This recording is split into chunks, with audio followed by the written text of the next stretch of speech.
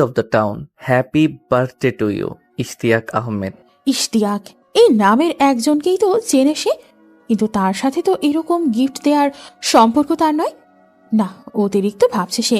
এ কি তাহলে তার পেছনে ঘুরতে থাকা বড়লোকের কোনো ছেলে? কিন্তু এমন কাউকেই তো সে চেনে না, যার পেছনে ঘুরে প্রত্যেকেই ভালো মতো চেনে সিমরান। ভাবতে ভাবতেই কলে চলে আসে তার মোবাইলে। ট্রু কলারে ভেসে ওঠে নামটা ইশতিয়াক আহমেদ। ফোনটা তুলে কাঁপা গলায় বলে সে, হ্যালো। কেমন আছো সিমরান? গলাটা চেনা সিমরানের, চেনা কথার ধরনটাও। যার কথা প্রথমে মনে হয়েছে এই লোক সেই ইশতিয়াক আহমেদ। অফিসে তার বাবার অনেকটাই সিনিয়র লোকটার সাথে একবারই দেখা হয়েছে সিমরানের। গত মাসে তিনি এসেছিলেন পাশেই একটা পার্টি সেন্টারে কোনো এক বিয়ের দাওয়াতে। সেখানে সিমরানরাও ইনভাইটেড ছিল। অফিসের বসের সাথে আচমকা দেখা হয়ে যাওয়ায় বাবা তার ছাড়েনি। দাওয়াত শেষে নিয়ে এসেছিলেন ওদের ফ্ল্যাটে। সেদিন বাবা আর মায়ের আপ্যায়নের ব্যস্ততার সুযোগ সিমরানের সাথে বেশ কিছুক্ষণ গল্প হয়েছিল তার। তিনি এমনিতেই বেশ মিশুক প্রকৃতির। সিমরানকে বলেছিলেন তাকে আঙ্কেল না ডাকতে, ওটা ডাকলে নাকি তার নিজেকে বুড়ো মনে হয়। অথচ তিনি মনে মনে এখনো তরুণ। তবে সিমরান চাইলে তাকে নাম ধরে ডাকতে পারে। অত বড় লোকটাকে নাম ধরে ডাকার সাহস সিমরানের হয়নি। সে কিছুই ডাকেনি। সেদিনের পর থেকে লোকটার সাথে তার কোনো যোগাযোগও হয়নি। আজ হঠাৎ এইসব। শুনছো সিমরান? সম্বিত ফিরল সিমরানের। জি শুনছি। গিফট পছন্দ হয়েছে? অনেক পছন্দ হয়েছে, কিন্তু আপনি জানলেন কি করে এইটা আমার উইশ লিস্টে ছিল? আর আজ আমার জন্মদিন, তাই বা জানলেন কেমন করে? কোথা থেকে আর জানবো, তোমার ইনস্টাগ্রামেই তো সব আছে। সেদিন এই লিপস্টিক সেটটার ছবি শেয়ার করে লিখেছিলে কেউ ভালোবাসলে এটা গিফট পেতে, আর আজকে জেনেছি সবার উইশ করা দেখে। আপনি আমাকে ইনস্টাগ্রামে ফলো করেন? ইয়েস মিস, তবে ফলো করি না, শুধু স্টক করি। সুন্দরীদের দেখা ছাড়া ইনস্টাগ্রামের আর কাজটা কি বলো? Thank you so much sir. Sir? আমি তোমার বাবার স্যার, তোমার নই। আমি তোমার ফ্রেন্ড, ঠিক আছে? ঠিক আছে। এখন এই যে গিফট দিলাম, এই রিটার্ন গিফট কি আমার পাওনা হয়নি? অফকোর্স, কিন্তু আমি আপনাকে এমন কি বা দিতে পারি? এমন কিছুই চাইবো যা তুমি দিতে পারবে। কি চান বলুন, সাধ্যের মধ্যে থাকলে আমি অবশ্যই দেব। ইশতিয়াক হেসে বললেন, ওকে, আগামী শনিবার বিকেল 5টায় আমার সাথে 1 কাপ কফি খাবে। কফিটা তুমি খাওয়াবে। খুশি হয়ে বলল সিমরান। এটাই? হ্যাঁ এটাই। ও হ্যাঁ, সাথে সাথে আজকে লিপস্টিক সেট থেকে সবচেয়ে সুন্দর লিপস্টিকটা লাগিয়ে আসবে। হেসে বলল সিমরান। অবশ্যই। আর একটা কথা, আমি যে উপহার দিয়েছি এটা প্লিজ তোমার বাবাকে বলো না, তাহলে সে বলবে তার মেয়েকে গিফট দিয়ে আমি স্পয়েল করে দিচ্ছি। হাজার হোক তোমার বাবা পুরনো চিন্তাধারার মানুষ, দেখো না বুড়ো হয়ে গেছে। কত বলি একটু আধুনিক হন, তিনি কি আর শোনেন? আমাকেই দেখো, যুগের সাথে তাল মিলিয়ে চলছি। তোমাদের জেনারেশনের মতোই ফ্রেশ আমার চিন্তা ভাবনা। ঠোঁট উল্টে বলল সিমরান। হ্যাঁ, বাবারটা একদম ওল্ড ফ্যাশন। আচ্ছা রাখছি তাহলে, দেখা হবে শনিবার। Okay bye. এমন সময় মা দরজা ঠেলে ভেতরে ঢুকলেন। লিপস্টিক স্টেটটা দেখে চোখ বড় বড় করে জিজ্ঞেস করলেন, পেলি কোথায় এটা? যেন কিছুই হয়নি এমন ভঙ্গিতেই সিমরান জানালো, ফ্রেন্ড গিফট করেছে। মা এগিয়ে সেই লিপস্টিকগুলো হাত দিয়ে ছুঁয়ে দিয়ে বললেন, এগুলো কি সেগুলো যার জন্য হ্যাঁ। তোর এত দরদি ফ্রেন্ড কবে হলো এত দামি গিফট দিয়েছে? সিমরান বাঁকা হেসে বলল, সবসময়ই ছিল, শুধু তোমরাই আমার শখের কোনো পাত্তা দাও না। তার মানে এটা নয় যে আর কেউ দেবে না। তার মা আর কথা বাড়ালেন না। মেয়েটার সাথে কথা বলা বিপদ, অপমান করে কথা বলা শিখেছে। ছোটবেলায় শাসন করা হয়নি, এখন এমন সব কথা বলে যা গা পিত্তি জ্বলে যায়। অথচ এখন শাসনের বয়স নেই, ইউনিভার্সিটিতে উঠে গেছে। এই বয়সী মেয়েদের কি কিছু বলা যায়? বলতে গেলে উল্টো তেড়ে আসে। সাথে আছে বায়না আর জেদ। তার ইদানিং নিজেকে ভীষণ অসহায় লাগে। শনিবার বিকেলে সেজেগুজে বেশ পরিপাটি হয়ে বের হলো সিমরান। লাল রঙের টপস আর গাঢ় নীল জিন্স পরেছে। কানে ছোট্ট মুক্তার দুল, ঠোঁটে লাল লিপস্টিক, হাতে ব্রেসলেট। আর্টিফিশিয়াল আইলেস ছাড়া চোখের আর কোনো সাজসজ্জা করেনি। মুখে সামান্য বেজ মেকআপ করে ব্লাশও লাগিয়ে দিয়েছে। দেখে মনে হয় মেকআপ করেনি। সে অবশ্য এমনিতেই সুন্দর দেখতে, গায়ের রং মাখনের মতো, হাসলে গালের এক গালে চোল পড়ে। ওর বান্ধবীরা প্রায় সবাই ওকে হিংসে করে, সেই জন্যই বোধহয় নিজেদের টাকা পয়সার গরম ওর সামনে একটু বেশি দেখায়। ওর বান্ধবীদের মধ্যে একমাত্র সিমরানদের ফিনান্সিয়াল অবস্থায় একটু নিচে, বাকিরা দেদারসে টাকা ওড়ায়, তাকে খানিক কটাক্ষ করে। ব্যাপারটা সহ্য হয় না ওর, মনে হয় কোনো জাদুর কাঠি দিয়ে বড়লোক হয়ে যেতে পারত যদি। বড়লোক অনেকে অবশ্য ওকে প্রপোজ করে, তবে সিমরান এখনো মনের মতো কাউকে পায়নি। এসব ভাবতে ভাবতেই সে পৌঁছে গেল কফি শপে। গিয়ে দেখল ইশতিয়াক আগে এসে বসে আছেন। ওকে দেখে উঠে দাঁড়ালেন তিনি, চেয়ার টেনে দিলেন ওর জন্য। মুগ্ধ হয়ে গেল সিমরান, এতটা সে আশা করেনি। বসার পর ইশতিয়াক বললেন, তুমি 15 মিনিট লেট। সিমরান খানিক বিব্রত হয়ে বলল, সরি, আসলে জ্যাম ঠেলে তো আমিও এসেছি। বলেই হেসে ফেলেন ইশতিয়াক। তবে সুন্দরীদের এক্সকিউজ মেনে নেয়াই যায়। কি বলো, কোন কফি খাবে বলো? মেনু কার্ডটা এগিয়ে দিলেন তিনি। সিমরান মেনুটা উল্টে ঠেলে দিল। আপনি সিলেক্ট করুন, আপনার জন্য, আমার জন্য। আজকের পছন্দটা আপনার উপরে ছেড়ে দিলাম। ইশতিয়াক হেসে মেনুটা মনোযোগ দিয়ে দেখতে লাগলেন। এই ফাঁকে ভালো করে তাকে দেখলো সিমরান, অসম্ভব হ্যান্ডসাম লাগছে তাকে। চকচকে কালো স্যুটটা চমৎকারভাবে মানিয়ে গিয়েছে তার গায়ের ফর্সা রঙের সাথে। চুলগুলো পুরোপুরি কালো নয়, সাদা আর কালোর মিশেলে, তবে মাথা ভর্তি চুল। দেখলেই ছুঁয়ে দিতে ইচ্ছে হয়। দাড়ি গোফ কামানো, চেহারায় সামান্যই ভাঁজ পড়েছে, তবে সেজন্যই বুঝি লোকটাকে আরো বেশি ম্যানলি লাগছে। হাতে রোলেক্স ঘড়ি আর একটা দামি আংটি। পেশিবহুল হাতটা দেখে শরীর নিজের অজান্তেই শিরশির করে উঠল সিমরানের। ইশতিয়াকের শরীর থেকে মোহনীয় ঘ্রাণ আসছে, খুব দামি পারফিউম বুঝি। ততক্ষণে কফি অর্ডার দিয়ে অবসর পেয়েছেন ইশতিয়াক। তিনি নানা বিষয়ে কথা বলতে লাগলেন। ফ্যাশন, ট্রেন্ড, সিনেমা, ট্রাভেলিং সব সিমরানের পছন্দের টপিক। এত ভালো লাগলো ওর গল্প করে। ওর আশেপাশের ছেলেগুলো যেন কিছুই জানে না, এরা শুধু পড়ে আছে ফেসবুক রিলস, মিমস নিয়ে। এদের সাথে গল্প করতেও ভালো লাগে না। কফির সাথে ইশতিয়াক পেস্ট্রি আর চকলেট চিপস কুকি অর্ডার করেছিল, যেগুলো চলে আসায় সিমরান নিজের মানিব্যাগের কথাটা একটু ভাবল। জমানো সব টাকাই সে নিয়ে এসেছে, তবুও কম পড়লে এত পশ কফি শপে আগে আসেনি সে। মেনু কার্ডটাও দেখেনি, তবে সে নিজের নার্ভাসনেসটা বুঝতে দিল না ইশতিয়াককে। হাসি মুখে খেতে শুরু করলো। খাওয়া শেষে বিলটা ইশতিয়াকই পে করলেন। সিমরান জোর করেছিল, কিন্তু তিনি ওর হাত থেকে ব্যাগটাই টেনে নিয়ে গেছেন। সেখান থেকে বের হয়ে ইশতিয়াক তাকে গাড়িতে করে বাড়ি পৌঁছে দিলেন। ড্রাইভ করলেন নিজেই। সিমরানের মনে হলো, চমৎকার একটা ডেট ছিল এটা। যদি আদৌ ডেট হয়ে থাকে তাহলে লোকটা তাকে এত স্পেশাল ফিল করাচ্ছে কেন? মুখে তো কিছু বলছে না। বাড়ি ফিরে ফ্রেশ হয়ে ব্যাগটা খুঁড়েই চমকে গেল সে। তার অগোচরে কখন যেন ইশতিয়াক একটা ছোট গিফট বক্স ঢুকিয়ে দিয়েছে ব্যাগের ভেতর। সেটা খুলতেই বেরিয়ে এলো ছোট্ট একটা হীরের আংটি, অসম্ভব সুন্দর আংটি, সাথে একটা চিরকুট। রিংটা অ্যাকসেপ্ট করলে ফোন করবে, নয়তো এটাই আমাদের শেষ দেখা ছিল। সিমরানের চোখে পানি চলে এলো। তার পক্ষে কি এটা রিজেক্ট করা সম্ভব? ইশতিয়াক এটা কেমন করে লিখতে পারো? অভিমান হলো তার। সাথে সাথেই ফোন করলো সিমরান। ইশতিয়াক কল ধরতেই সে বলল, আপনার কেন মনে হলো আমি রিংটা একসেপ্ট করব না? ইশতিয়াক বেশ ধীর গলায় বললেন, তুমি হয়তো বুঝতে পারছো না সিমরান, শুধুই বন্ধু হিসেবে অ্যাকসেপ্ট করার কথা বলিনি আমি। আমি এত বোকা নই ইশতিয়াক। আপনি যেভাবে চাইছেন আমি সেইভাবেই আপনাকে একসেপ্ট করলাম। ইশতিয়াক স্বস্তির নিঃশ্বাস ফেলে হেসে বললেন, ধন্যবাদ। আপনাকে ধন্যবাদ এত সুন্দর একটা আংটির জন্য। এর রিটার্ন গিফট কিন্তু দিতে পারবো না। কেন পারবে না? আমার সাথে আংটির দোকানে গিয়ে একটা চুজ করে দিবে, সেটাই হবে আমার দেয়া তোমার উপহার। আচ্ছা, কবে যাবে? যেদিন বলবেন। কালই এসো। ওকে।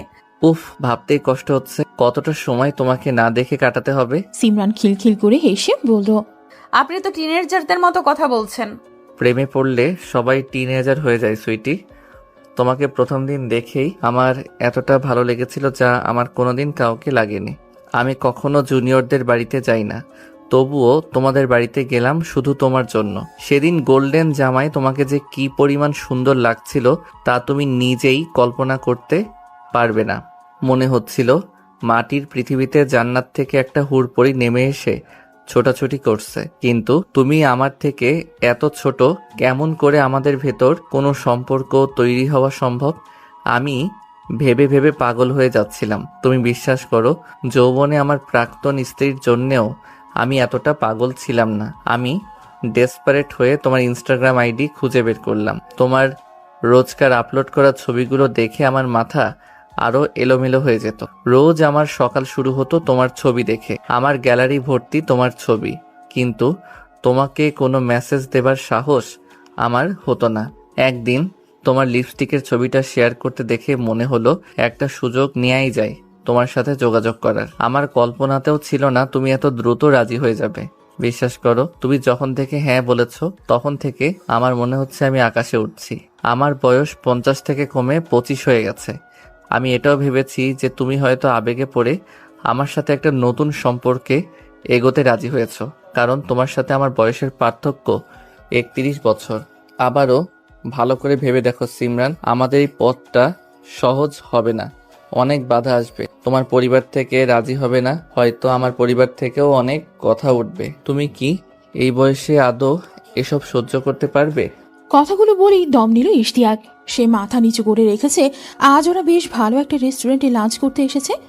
আংটি কেনার পর ইশতিয়াকই ধরে নিয়েছে সিমরানকে। সিমরান কথাগুলোকে পাত্তা দিল না, হাত নেড়ে উড়িয়ে দেবার ভঙ্গিতে বলল, যা প্যার কিয়া তো ডরনা কিয়া। ইশতিয়াক হাসল। এই কিশোরীর উচ্ছলতা দিয়েই তুমি আমাকে মেরে দিয়েছো সিমরান, খুন করে ফেলেছো।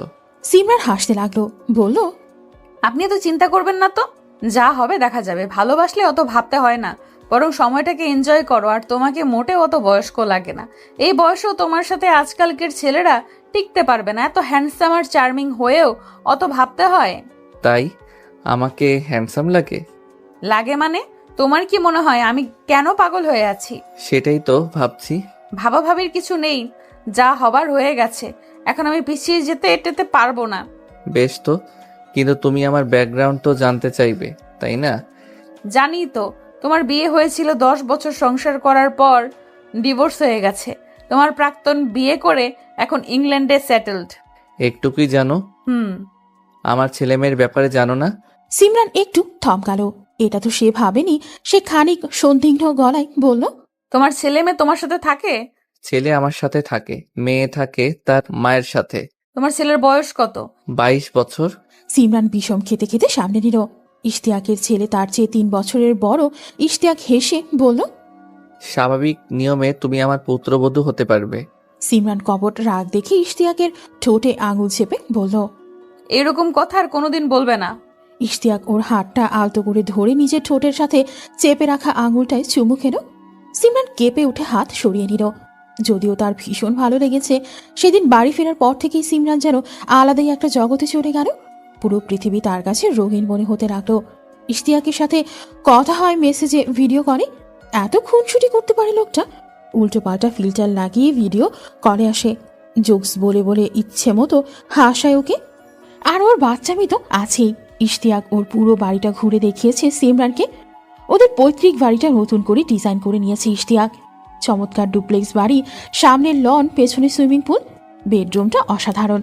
সিমরানদের পুরো ফ্ল্যাটটা জায়গা হয়ে যাবে এই বেডরুমের ভেতর। বাথরুমটা ওর ঘরের সমান, বিশাল বাথটাব। ইশতিয়াক বাথটাব দেখিয়ে বলেছিল ওকে একা একা গোসল করে মজা নেই, দুজন হলে জমে যেত। ইশতিয়াকের ছেলেকেও ছবিতে দেখেছে সিমরান বাবার মতোই হ্যান্ডসাম, কিন্তু দেখে মনে হয় এখনো অত ম্যাচিউরিটি আসেনি। পরের মাসে সিমরানের সাথে দেখা হলে আরেকটা গিফটের প্যাকেট ধরিয়ে দিল ইশতিয়াক। গিফট পেয়ে পেয়ে অভ্যাস হয়ে গেছে সিমরানের। বক্সের সাইজ দেখে সে ভেবেছে হয়তো কোনো জুয়েলারি হবে, কিন্তু বক্সটা খুলে হা হয়ে গেল সে। সবচেয়ে লেটেস্ট মডেলের আইফোন। সিমরানের বিস্মিত চেহারা দেখে ইশতিয়াক হেসে বলল, পছন্দ হয়েছে? পছন্দ হয়েছে মানে? বলে উত্তেজনায় উঠেই পড়ল সিমরান। দৌড়ে গিয়ে জড়িয়ে ধরল ইশতিয়াককে। ইশতিয়াক খানিক প্রস্তুত হয়ে বলল, আরে আরে করো কি এত মানুষের মাঝে? সিমরান তবুও তাকে কিছুক্ষণ জড়িয়ে ধরে রেখে তবেই ছাড়ো। জিজ্ঞেস করো, তুমি জানলে কেমন করে? আমার এটারই দরকার ছিল। তোমাকে বুঝতে পারি বলে। তোমার পুরনো মোবাইলটাতে খুব ভালো ছবি ওঠে না, সেটা তো দেখি। এইটুকু না দিলে অন্যায় হতো। সিমরান আবেগে রুদ্ধ কণ্ঠে বলল, thank you. I love you sweetie. I love you too honey. সেদিন ওরা একত্রে অনেকগুলো সেলফি তুলল। ফেরার পথে গাড়িতে বসে ইশতিয়াক তার আবদারটা করে বসল। এতদিনের রিলেশন, আজকে আমি আমার সুইটিকে একটা কিস করতে পারি? বলেই সম্মতির অপেক্ষা না করে জড়িয়ে ধরল সিমরানকে। সিমরানের প্রথমটায় কেমন দম বন্ধ করা বিদঘুটে একটা অনুভূতি হচ্ছিল। লোকটার মুখ থেকে সিগারেটের গন্ধ আসছে। যতই প্রেম করুক লোকটা তার বাবার বয়সী, তবুও সে নিজেকে ছাড়াতে পারল না। তার এক হাত ইশতিয়াকের চুল খামচে ধরেছে, আরেক হাত ব্র্যান্ড নিউ আইফোন। শেষের দিকটায় অবশ্য ভালোই লাগতে শুরু করলো সিমরানের, কিন্তু ততক্ষণে লোকটা তাকে ছেড়ে দিয়েছে। লম্বা চুমু খেতে গিয়ে খানিকটা হাঁপিয়ে উঠেছে। বাড়িতে আইফোন নিয়ে একজোট ঝামেলা হয়ে গেল। তার মা ওকে বারবার জিজ্ঞেস করতে লাগলেন, কোথা থেকে পেলি এটা বল? ইদানিং খুব গিফট পাচ্ছিস, কে দেয় এসব? সিমরান কাঠ গলায় বলে, বন্ধু। কোন বন্ধু? কে বন্ধু? নামটাই তো জানতে চাচ্ছি। আশ্চর্য, তুমি চিনবে নাকি? না চিনলে না চিনবো, তুই বল। বলবো না। তোর ফোন দে আমাকে। কি করবে? ভাঙবো। এত সহজ নাকি? ধরে দেখো একবার, দেখবে আমি কি করি। কি করবি তুই? সিমরান চিৎকার করে বলল, আগুন লাগিয়ে দেবো নিজের শরীরে, তারপর তোমরা সুখে থেকো। আমার সুখ তো তোমাদের সহ্য হয় না। আমাকে একটু ভালো দেখলে তো তোমাদের পিত্তি জ্বলে যায়, তাই না? একদম গলা চড়াবি না সিমরান। তোর কোন নাগর এসব দেয় তা তো আমি বের করবই। করো না, করো, পারলে সব বের করো। তাও আমার কাছে এসে ঘ্যান ঘ্যান করে কান নষ্ট করে দিও না। তোমরাই আমার মানসিক শান্তি নষ্ট করে দিচ্ছ। একটু শান্তিতে বাঁচতে দেবে? ওর চিৎকার শুনে তার বাবা চলে এলেন। তুমি মায়ের সাথে বেয়াদবি করছো। উচিত কথা বলেছি। ফোনকে গিফট করেছে। বলবো না। সিমরান, সুন্দর মতো কথার জবাব দাও। আমি তোমাকে জবাব দিতে বাধ্য নই। বাধ্য নও মানে? তাহলে কাকে জবাব দিতে বাধ্য তুমি? অতিরিক্ত বেয়াদব হয়ে যাচ্ছ তুমি দিন দিন। কবে যে আমার হাতে মার খাবে তারও ঠিক নেই। শোনো বাবা, আমার সাথে এভাবে কথা বলতে পারো না তুমি। হিসেব করে কথা বলবে। তার বাবা অত্যন্ত আশ্চর্য হয়ে বললেন, তোমার সাথে আমার হিসেব করে কথা বলতে হবে? হ্যাঁ, হবে। রাগে কাঁপতে কাঁপতে উত্তর দিল সিমরান।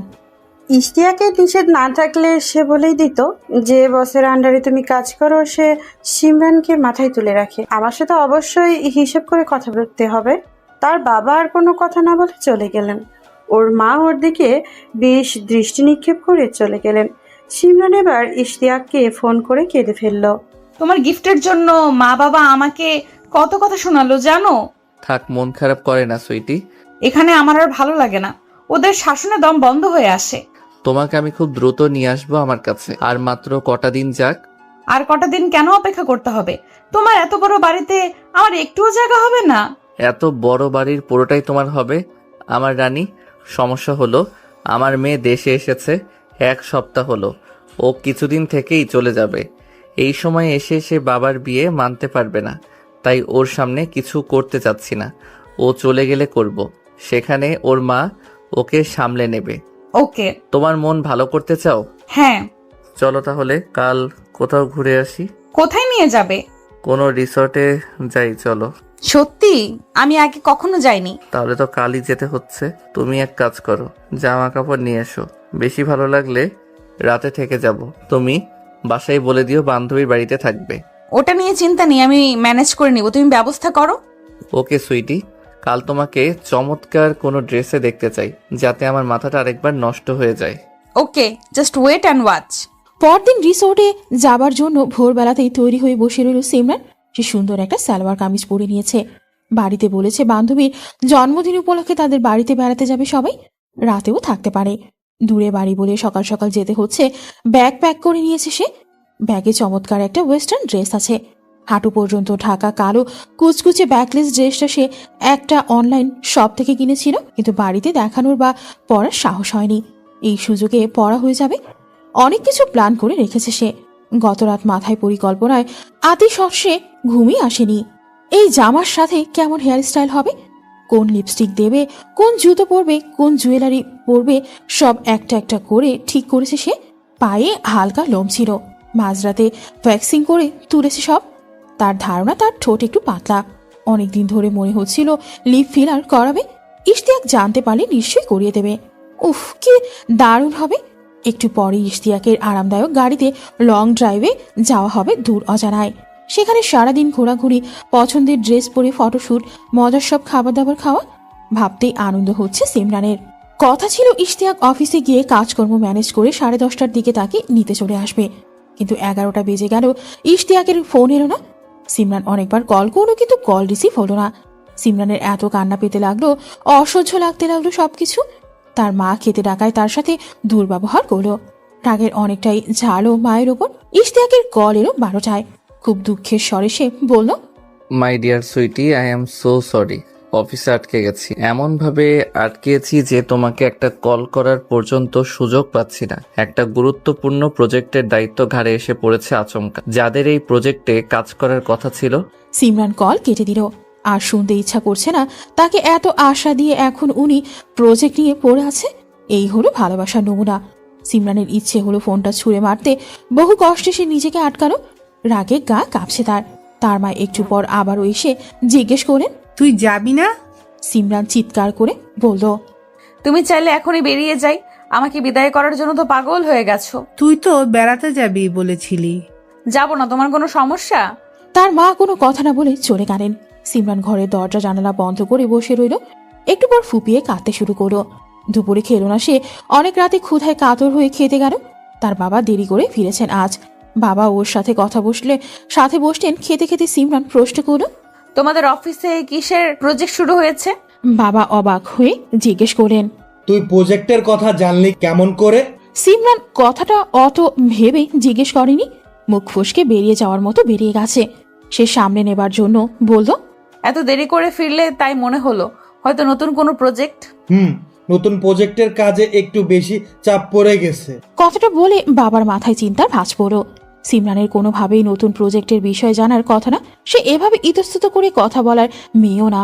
ঘটনা কি, কিসের জন্য খটকা লাগছে বুঝতে পারলেন না তিনি। রাতে ইশতিয়াক অনেকবার কল করলো, ধরল না সিমরান। পরের দিনও ইশতিয়াকের সাথে যোগাযোগ করলো না সে। ইশতিয়াকের কল রিসিভ বা মেসেজ সিন করারও প্রয়োজন মনে করলো না। ইশতিয়াকও খুব একটা সময় পেল না। একদিকে অফিসের চাপ, আরেকদিকে মেয়ে দেশে থাকায় তার ভালোই ব্যস্ততা যাচ্ছে। প্রায় সপ্তাহখানিক যোগাযোগ বন্ধ রইল তাদের। এরপর এক বৃহস্পতিবার রাতে সিমরানদের বাড়িতে একটা পিৎজা পার্সেল এলো। ডেলিভারি ম্যানকে বলে দেওয়া হয়েছিল যেন সে একটা চিঠিও সাথে পৌঁছে দেয় সিমরানের হাতে। ডেলিভারি ম্যান তাই গেলো। তার মা পিৎজা দেখলো, চিঠিটা দেখলো পেলেন না। ভাবলেন সিমরানই হয়তো অর্ডার করেছে। চিঠি খুললো সিমরান, তাতে কয়েকটা লাইন লেখা। সুইটি, সেদিনের জন্য অনেক অনেক সরি। জানি তোমাকে ভীষণ কষ্ট দিয়ে ফেলেছি, ক্ষমা করো আমাকে। আগামীকাল আমার সাথে চলো। তোমার জন্য গাজীপুরের বেস্ট রিসর্ট ভাড়া করে রেখেছি। এত সুন্দর যে তুমি গেলে পাগল হয়ে যাবে। আমরা সেখানে ঘুরবো, খাবো, সুইমিং করব, আরও অনেক মজা করব। এবার কথার কোনো অন্যথা হবে না। তুমি সকাল 8টায় রেডি থেকো। আমি 8:30 আসবো, না এলে ভীষণ কষ্ট পাবো। তোমার ইশতিয়াক। সিমরানেরও রাগ এতদিনে খানিক পড়ে এসেছিল। ইশতিয়াককে মিস করছিল সে। তাই ওর চিঠি পেলে এবারের মতো রাগ মুলতবি করে যাওয়ার সিদ্ধান্ত নিল সে। সেই রাতে নিজেই ইশতিয়াককে কল করলো। অনেকক্ষণ কথা হলো ওদের। সিমরান সেবার না যেতে পারায় কত কষ্ট পেয়েছে সব বলল। ওর ড্রেসটার কথা বললো। ইশতিয়াক কথা দিল আর কোনোদিনও এরকম ঘটনা ঘটবে না। পরের দিন কথা মতো ইশতিয়াক চলে এলো। সিমরান তৈরি ছিল, রওনা হয়ে গেল ওরা সিমরানের কল্পনা করা অজানার পথে। সিমরানকে বহুদিন পর দেখে ইশতিয়াক খুশিতে টকবক করে ফুটছে যেন। তার চোখে মুখে আনন্দ ঝলসে উঠছে। সিমরান সেটা বুঝতে পারছে। সে একটু একটু দুষ্টামি করছে ইশতিয়াকের সাথে। ইশতিয়াক গাড়ি চালাচ্ছে বলে পাল্টা কিছু করতে পারছে না, তবে উপভোগ করছে সবটা। রিসোর্টে দেখে সত্যি মাথা ঘুরে গেল সিমরানের। এত সুন্দর। ওরা কিছুক্ষণ বাইরে ঘোরাফেরা করে রুমে ঢুকলো। এরকম লাক্সারিয়াস রুমে থাকবে ভেবে মনটা আনন্দে নেচে উঠল সিমরানের। ঘরের বিশাল জানালা দিয়ে নিচে ওপাশে গাছপালা দেখা যাচ্ছে। সাদা ধবধবে বিছানাটা টান টান করে পাতা, দেয়ালের রং মাখনের মতো। মেঝেতে নিজের চেহারা দেখা যায়। বাথরুমটা যেন আরো সুন্দর। ইশতিয়াক জিজ্ঞেস করলো, পছন্দ হয়েছে? খুব। তাহলে ফ্রেশ হয়ে হালকা নাস্তা করে তারপর ঘুরতে বের হই, কি বলো? সকালের খাবার হজম হয়ে গেছে, লাঞ্চেরও একটু দেরি আছে। সিমরান কাঁধ ঝাঁকিয়ে বলল, ওকে। তারপর বলল, চলো আগে তোমার রুমটা দেখে আসি। ইশতিয়াক অবাক হয়ে চাইল সিমরানের দিকে। সিমরানের এই চাহনির অর্থ বুঝতে কয়েক সেকেন্ড লাগলো। বুঝতে পারার পর বলে ফেলল সে, আমরা এক ঘরে থাকবো? অসুবিধা হবে? মানে? Simran, don't be silly. আজকালকের মেয়ে হয়ে এসব কি বলছো? এখনো এগুলো ম্যাটার করে তোমার কাছে? দুটো মানুষ ভালোবাসলে তারা এক ঘরে থাকতে পারবে না? তাহলে ভালোবাসা কেমন করে থাকলো? তুমি কি নায়িকা শাবানার যুগে বাস করছো নাকি? সিমরানের এবার একটু গায়ে লাগলো। শোনো, আমি এমনিই বলছিলাম, আগে বলনি তাই। আমার কোনো সমস্যা নেই। That's my girl. আচ্ছা, এখন সুইমিং পুলে নামা যাবে? খুব যাবে, তবে আমার প্ল্যান ছিল কাল ভোরে নামবো। ওই সময় লোকজন কম থাকে, লোকজনের মাঝে সাঁতার কাটতে ভালো লাগে না। ও, তোমার বাড়িতে তো পার্সোনাল পুল আছে, পাবলিক পুলে সাঁতার কাটতে কেন ভালো লাগবে? সেটা কিছুদিন পর তোমারও হয়ে যাবে ডার্লিং। সিমরান তার ব্যাগটা খুলতে খুলতে বলল, শোনো, তুমি একটু বাইরে থেকে ঘুরে আসবে, আমি চেঞ্জ করব আর রেডি হব। সারপ্রাইজ পেতে হলে একটু পর আসতে হবে। ইশতিয়াক বাধ্য ছেলের মতো বেরিয়ে গেল। সিমরান সুন্দর করে তৈরি হলো। ড্রেসটা প্রায় বছরখানিক হলো কিনেছে। সে 1 বছরে একটু স্বাস্থ্যবতী হয়েছে। ড্রেসটা একেবারে ফিটিং হয়ে লেগে আছে গায়ের সাথে, সেজন্য বুঝি একটু শর্টও লাগছে। হাঁটু বেরিয়ে গেছে, শরীরের প্রতিটা বাঘ স্পষ্ট হয়ে ফুটে আছে। চিকন কয়েকটা ফিতে বাদ দিলে পিঠটা পুরোটাই খোলা। এরকম জামা কাপড় সে আগে পরেনি, তাই বেশ লজ্জায় লাগছে। বাইরে বের হতে পারবে বলে মনে হলো না তার। চুলগুলো আর বাঁধল না, খুলে রাখলো, কিন্তু চুল দিয়ে সামনের অংশ ঢেকে রাখবে নাকি পেছনে সেটা বুঝে উঠতে পারল না। তবে মন মতো সাজলো সে। ঠোঁটে মেরুন লিপস্টিক, চোখে গাঢ় আইশ্যাডো মাখলো। দারুণ লাগছে তাকে। বিশাল আয়নায় নিজের প্রতিফলন দেখে নিজেরই প্রশংসা করলো সে। ইশতিয়াক কল করছে। আসতে পারি? এসো। দরজা খুলে দিল ইশতিয়াক। ঢুকলো। হা হয়ে গেছে তার মুখ, চোখ সরাতে পারছে না সিমরানের দিক থেকে। পা থেকে মাথা পর্যন্ত সে দেখে নিল মন ভরে। তারের পায়ে পায়ে সে এগিয়ে এলো সিমরানের দিকে। সিমরান বাধা দেবার চেষ্টা করলো তাকে। আমি ছবি তুলবো, প্লিজ সাজ নষ্ট করো না। ইশতিয়াক তার কথা কানে তুলল না। ওর সরু কোমর জড়িয়ে ধরে নিজের কাছে টানলো। ইশতিয়াকের স্পর্শে ক্রমশ পাগল হয়ে যেতে থাকলো সিমরান। অচেনা এক আনন্দ হাতছানি দিয়ে ডাকতে থাকলো তাকে। নেশায় ডুবে গেল সে। সিমরানের সেদিন আর ফটোশুট হলো না। ঘোরা হলো অল্প একটু, বাকিটা সময় তারা ঘরেই কাটিয়ে দিল। পরদিন ভোরে সাঁতার কাটলো তারা শুধু দুজনেই। এখানেও দারুণ আনন্দ হলো। এরপর ফিরে এলো তারা। সিমরানকে বাড়িতে দিয়ে ইশতিয়াক চলে গেল অফিসে। সিমরান বাড়িতে ঢুকেই বুঝতে পারলো কিছু একটা সমস্যা হয়েছে। তার বাবা অফিসে যাননি, মায়ের মুখ কেমন যেন দেখাচ্ছে। নিজের ঘরে ঢুকে সে বুঝলো মা ঘর হতে হাত দিয়েছিলেন। ঘর এলোমেলো ছিল, এখন গোছানো। এদিকে গতকাল সিমরানের ঘর গোছাতে গিয়ে তার মা ইশতিয়াকের চিঠি পেয়েছেন। বাবা চিঠিটা দেখে হাতের লেখা চিনতে পেরেছেন। মাথায় আকাশ ভেঙে পড়েছে দুজনেরই। সিমরানের ফোন গতকাল থেকেই সুইচ অফ। সে পড়ে গেছে বান্ধবীর বাড়িতে গিয়ে থাকবে। দুজনের এক রাতেই চিন্তার বয়স বেড়ে গেছে। সিমরান ঘরে ঢোকার একটু পরেই বাবা তার ঘরে ঢুকলেন। কোনো কথা না বলেই জীবনে প্রথমবারের মতো বাবা তার গাড়ি প্রচন্ড এক চর বসিয়ে দিলেন। চর খেয়ে সিমরান জড় পদার্থের মতো শক্ত হয়ে দাঁড়িয়ে রইল। আর বাবার রাগে দুঃখে কাঁপতে কাঁপতে বসে পড়েন। সিমরানের হাত থেকে মোবাইলটা কেড়ে নিয়ে তাকে ঘরে আটকে রেখে বেরিয়ে গেলেন মা বাবা দুজনেই। সিমরানের দিকে চিৎকার চেঁচামেচি করে বাড়ি মাথায় তুলে ফেলছে, কিন্তু মা বাবার কানে যেন কিছুই ঢুকছে না। তারা ভেবে পাচ্ছেন না যে ভয়ানক গর্তে মেয়ে পড়ে গেছে, তা থেকে কেমন করে তাকে টেনে তুলবেন। এত বড় বিপদ তাদের জীবনে ইতিপূর্বে কখনো আসেনি। এ ধরনের বিপদ আসতে পারে বলে কল্পনাও তারা কোনোদিনও করেননি। মেয়েটা যদি কোনো অবিবাহিত ছেলে ছোকরার সাথে পালাতো, তাহলে ধরে নিয়ে বিয়ে দেওয়া যেত। কিন্তু এবার যে অঘটন ঘটেছে, তার কোনো সমাধান কি আদৌ হতে পারে? এসব জানাজানি হলে সমাজে মুখ দেখানো অসম্ভব হয়ে উঠবে। আর মেয়েটার ভবিষ্যৎ নিয়ে তাও কোনো আশাই নেই। চারদিকে যেন অন্ধকার ছেয়ে আসছে। তার বাবার সবচেয়ে বেশি রাগ লাগছে ইশতিয়াকের ওপর। তার মেয়েটা তো ছোট, ওই বুড়ো ভাম কেমন করে এইটুকু মেয়ের ওপর নজর দিতে পারলো? এত কুটিল দুশ্চরিত্র লোক কেমন করে হতে পারে? একটাবার ভাবলো না মেয়েটার ভবিষ্যতের কথা। বোকা মেয়েটার মাথা খেয়েছে দামি দামি উপহার দিয়ে। তার বাবা কিছুক্ষণ হতবুদ্ধির মতো দাঁড়িয়ে থেকে হঠাৎ বেরিয়ে গেলেন বাড়ি থেকে। রওনা দিলেন অফিসের উদ্দেশ্যে। আজ অফিসে কাজ করার কোনো ইচ্ছে বা ক্ষমতা তার নেই। তিনি এসেছেন ইশতিয়াক আহমেদের সাথে কথা বলতে। ইশতিয়াকের কেবিনে তিনি যখন ঢুকলেন, তখন ইশতিয়াক মনোযোগ দিয়ে একটা ফাইল দেখছে। অনুমতি না নিয়ে কেউ ঢুকে পড়েছে দেখে ভ্রু কুচকে চাইতেই সিমরানের বাবার রুদ্রমূর্তি দেখে খানিকটা ভরকে গেল ইশতিয়াক। তবুও গলাটা স্বাভাবিক রেখে বলল, কোনো সমস্যা সারোয়ার সাহেব? সিমরানের বাবা দাঁতে দাঁত চেপে নিজের রাগ সামলানোর চেষ্টা করে বললেন, আমার মেয়ের সাথে আপনার কি সম্পর্ক? ইশতিয়াক অবাক হবার ভান করে বলল, আপনার মেয়ে? ও সিমরান, সুইট একটা মেয়ে। কি হয়েছে ওর? গত রাতে বলতে বলতে থেমে যেতে হলো সারোয়ার সাহেবকে। তাদের দুজনেরই সিনিয়র স্যার এসেছেন প্রজেক্টের বিষয়ে কথাবার্তা বলতে। সারোয়ার সাহেবকে দেখে তিনি খানিক অবাক হয়ে বললেন, সারোয়ার সাহেব, আপনি এভাবে ক্যাজুয়াল ড্রেসে অফিসে চলে এসেছেন যে? সারোয়ার সাহেব খেয়াল করলেন তিনি একটা ফতুয়ার পায়জামা পরেই চলে এসেছেন।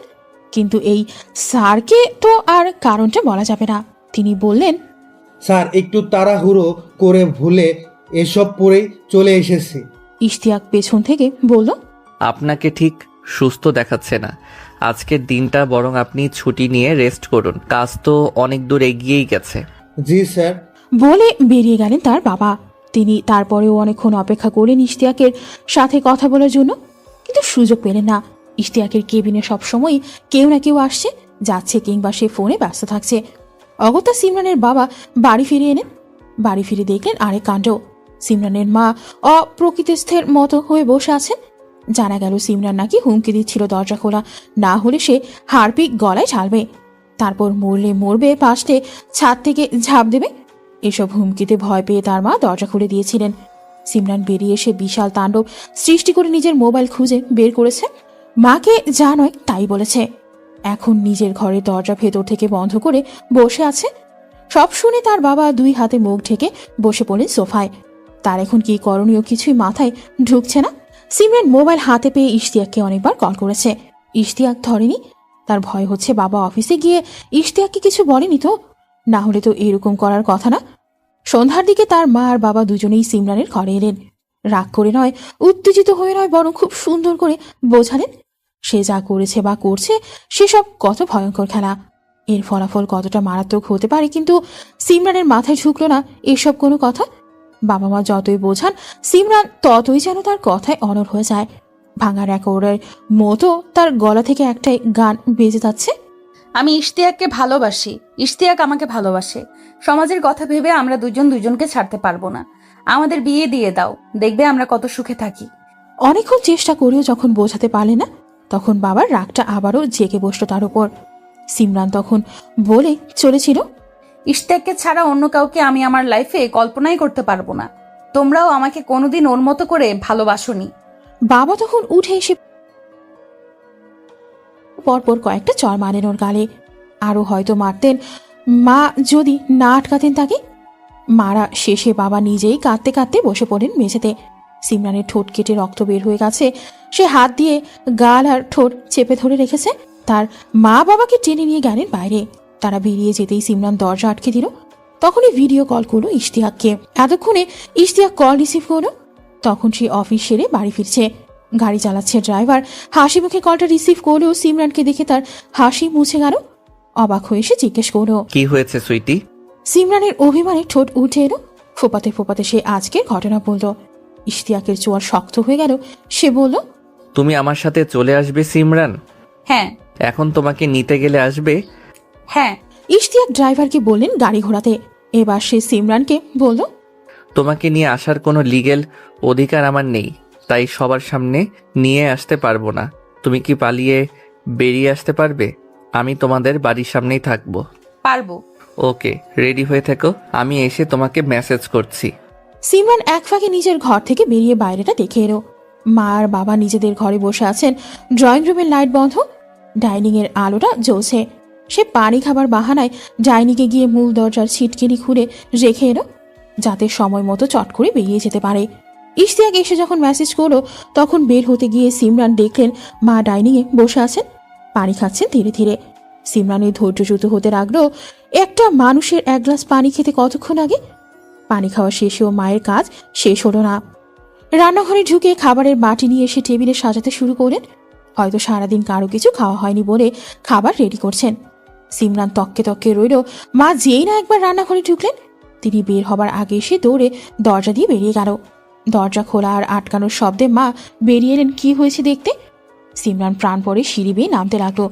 নিচে নেমে এক দৌড়ে সে গাড়ির কাছে পৌঁছে গেল। তাকে দেখে দরজা খুলে দিল ইশতিয়াক। সে ভেতরে ঢুকে বসতেই গাড়ি ছেড়ে দিল।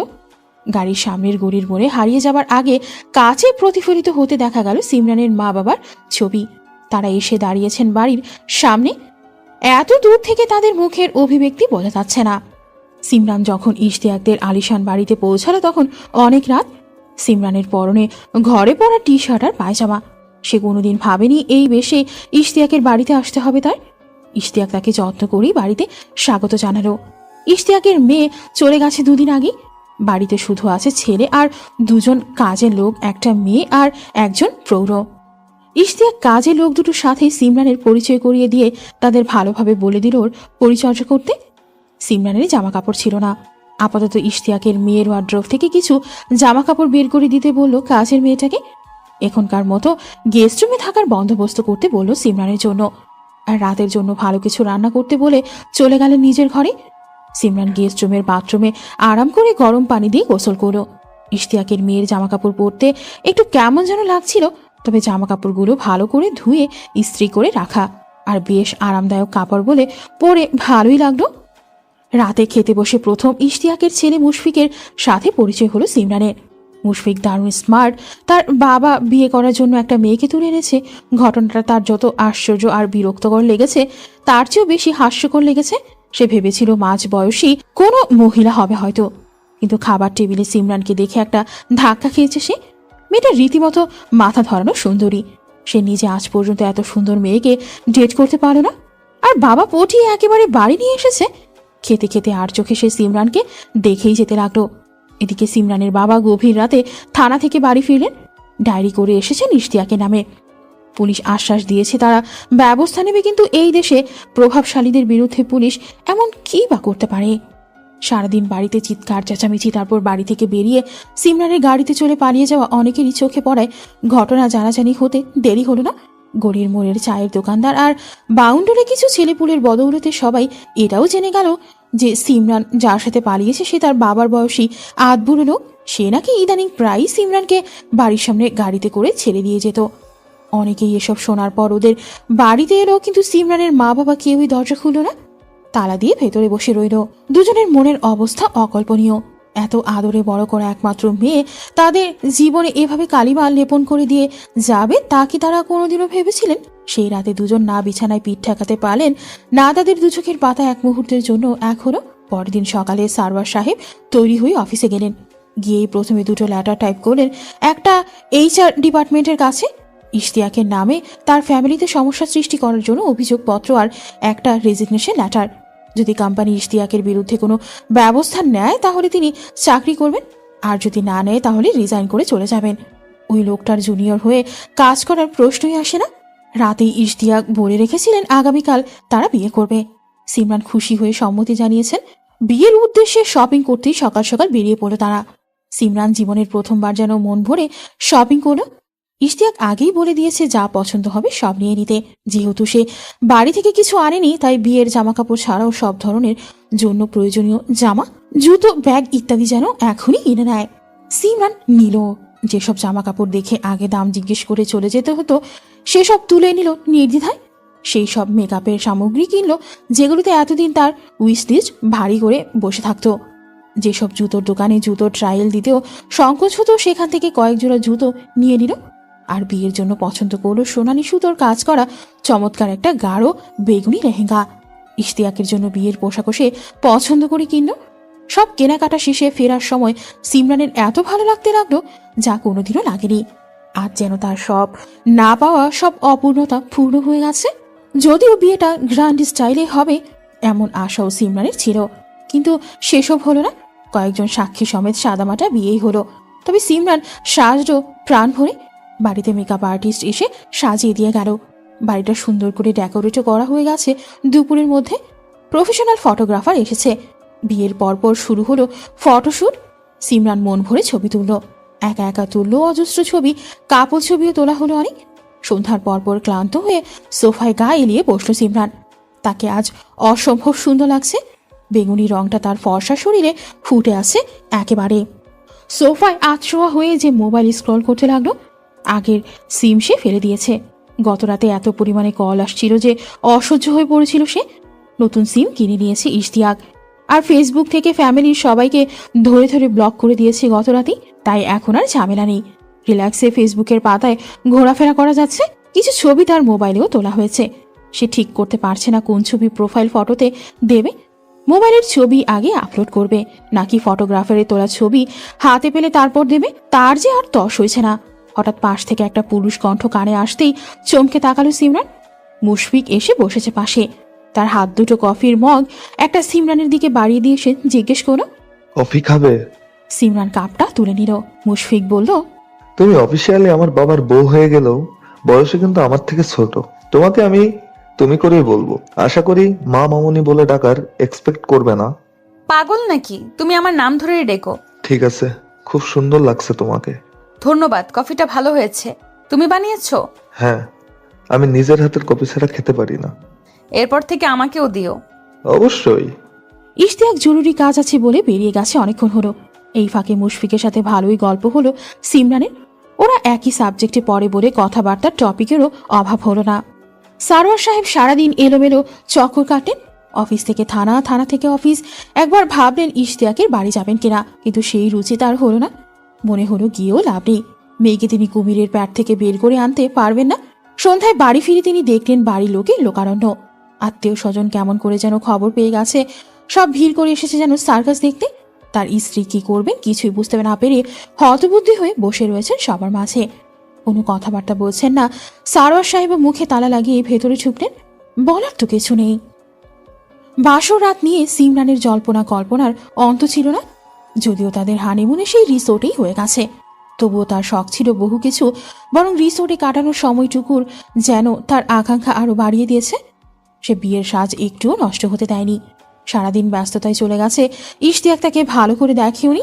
একমাত্র স্বামী, একমাত্র প্রেমিকের কাছে কমপ্লিমেন্ট না পেয়ে সাজ নষ্ট করার কোনো মানেই হয় না। ইশতিয়াকের ফিরতে বেশ দেরি হয়ে গেল। সে ঘরে ঢুকলো বিরক্ত মুখে। ঢুকতেই সিমরান অভিযোগ করে বসল। আজকের দিনেও এত কাজ? ইশতিয়াক যেন আরো একটু বিরক্ত হলো, বলল, তোমার বাবা যে পুলিশে কেস করে বসবে তাই তো ভাবতে পারিনি। এত বিরক্তিকর একটা লোক। এতক্ষণ সেই ঝামেলা সামলে এলাম, পুলিশও আছে, সেই টাকাই খাবে তবুও ঘোরাবে, নকরা করবে। ভাব এমন যেন নিজেরা এক একটা সাধু পুরুষ। সিমরান ভয়ার্ত মুখে বলল, তোমাকে ধরে নিয়ে যাবে না তো? আরে না, ম্যানেজ করে এসেছি। তবে তোমার বাবা বেশি বাড়াবাড়ি করলে আদালত পর্যন্ত যেতে হতে পারে, তাও ঝামেলা হবে না। তুমি সাক্ষী দেবে যে ইচ্ছে করেই আমার সাথে এসেছে। আর তাছাড়া তুমি প্রাপ্তবয়স্কা, সার্টিফিকেট দেখিয়ে বয়স প্রমাণ করতে পারলে এমনিতেই ঝামেলা মিটে যাবে।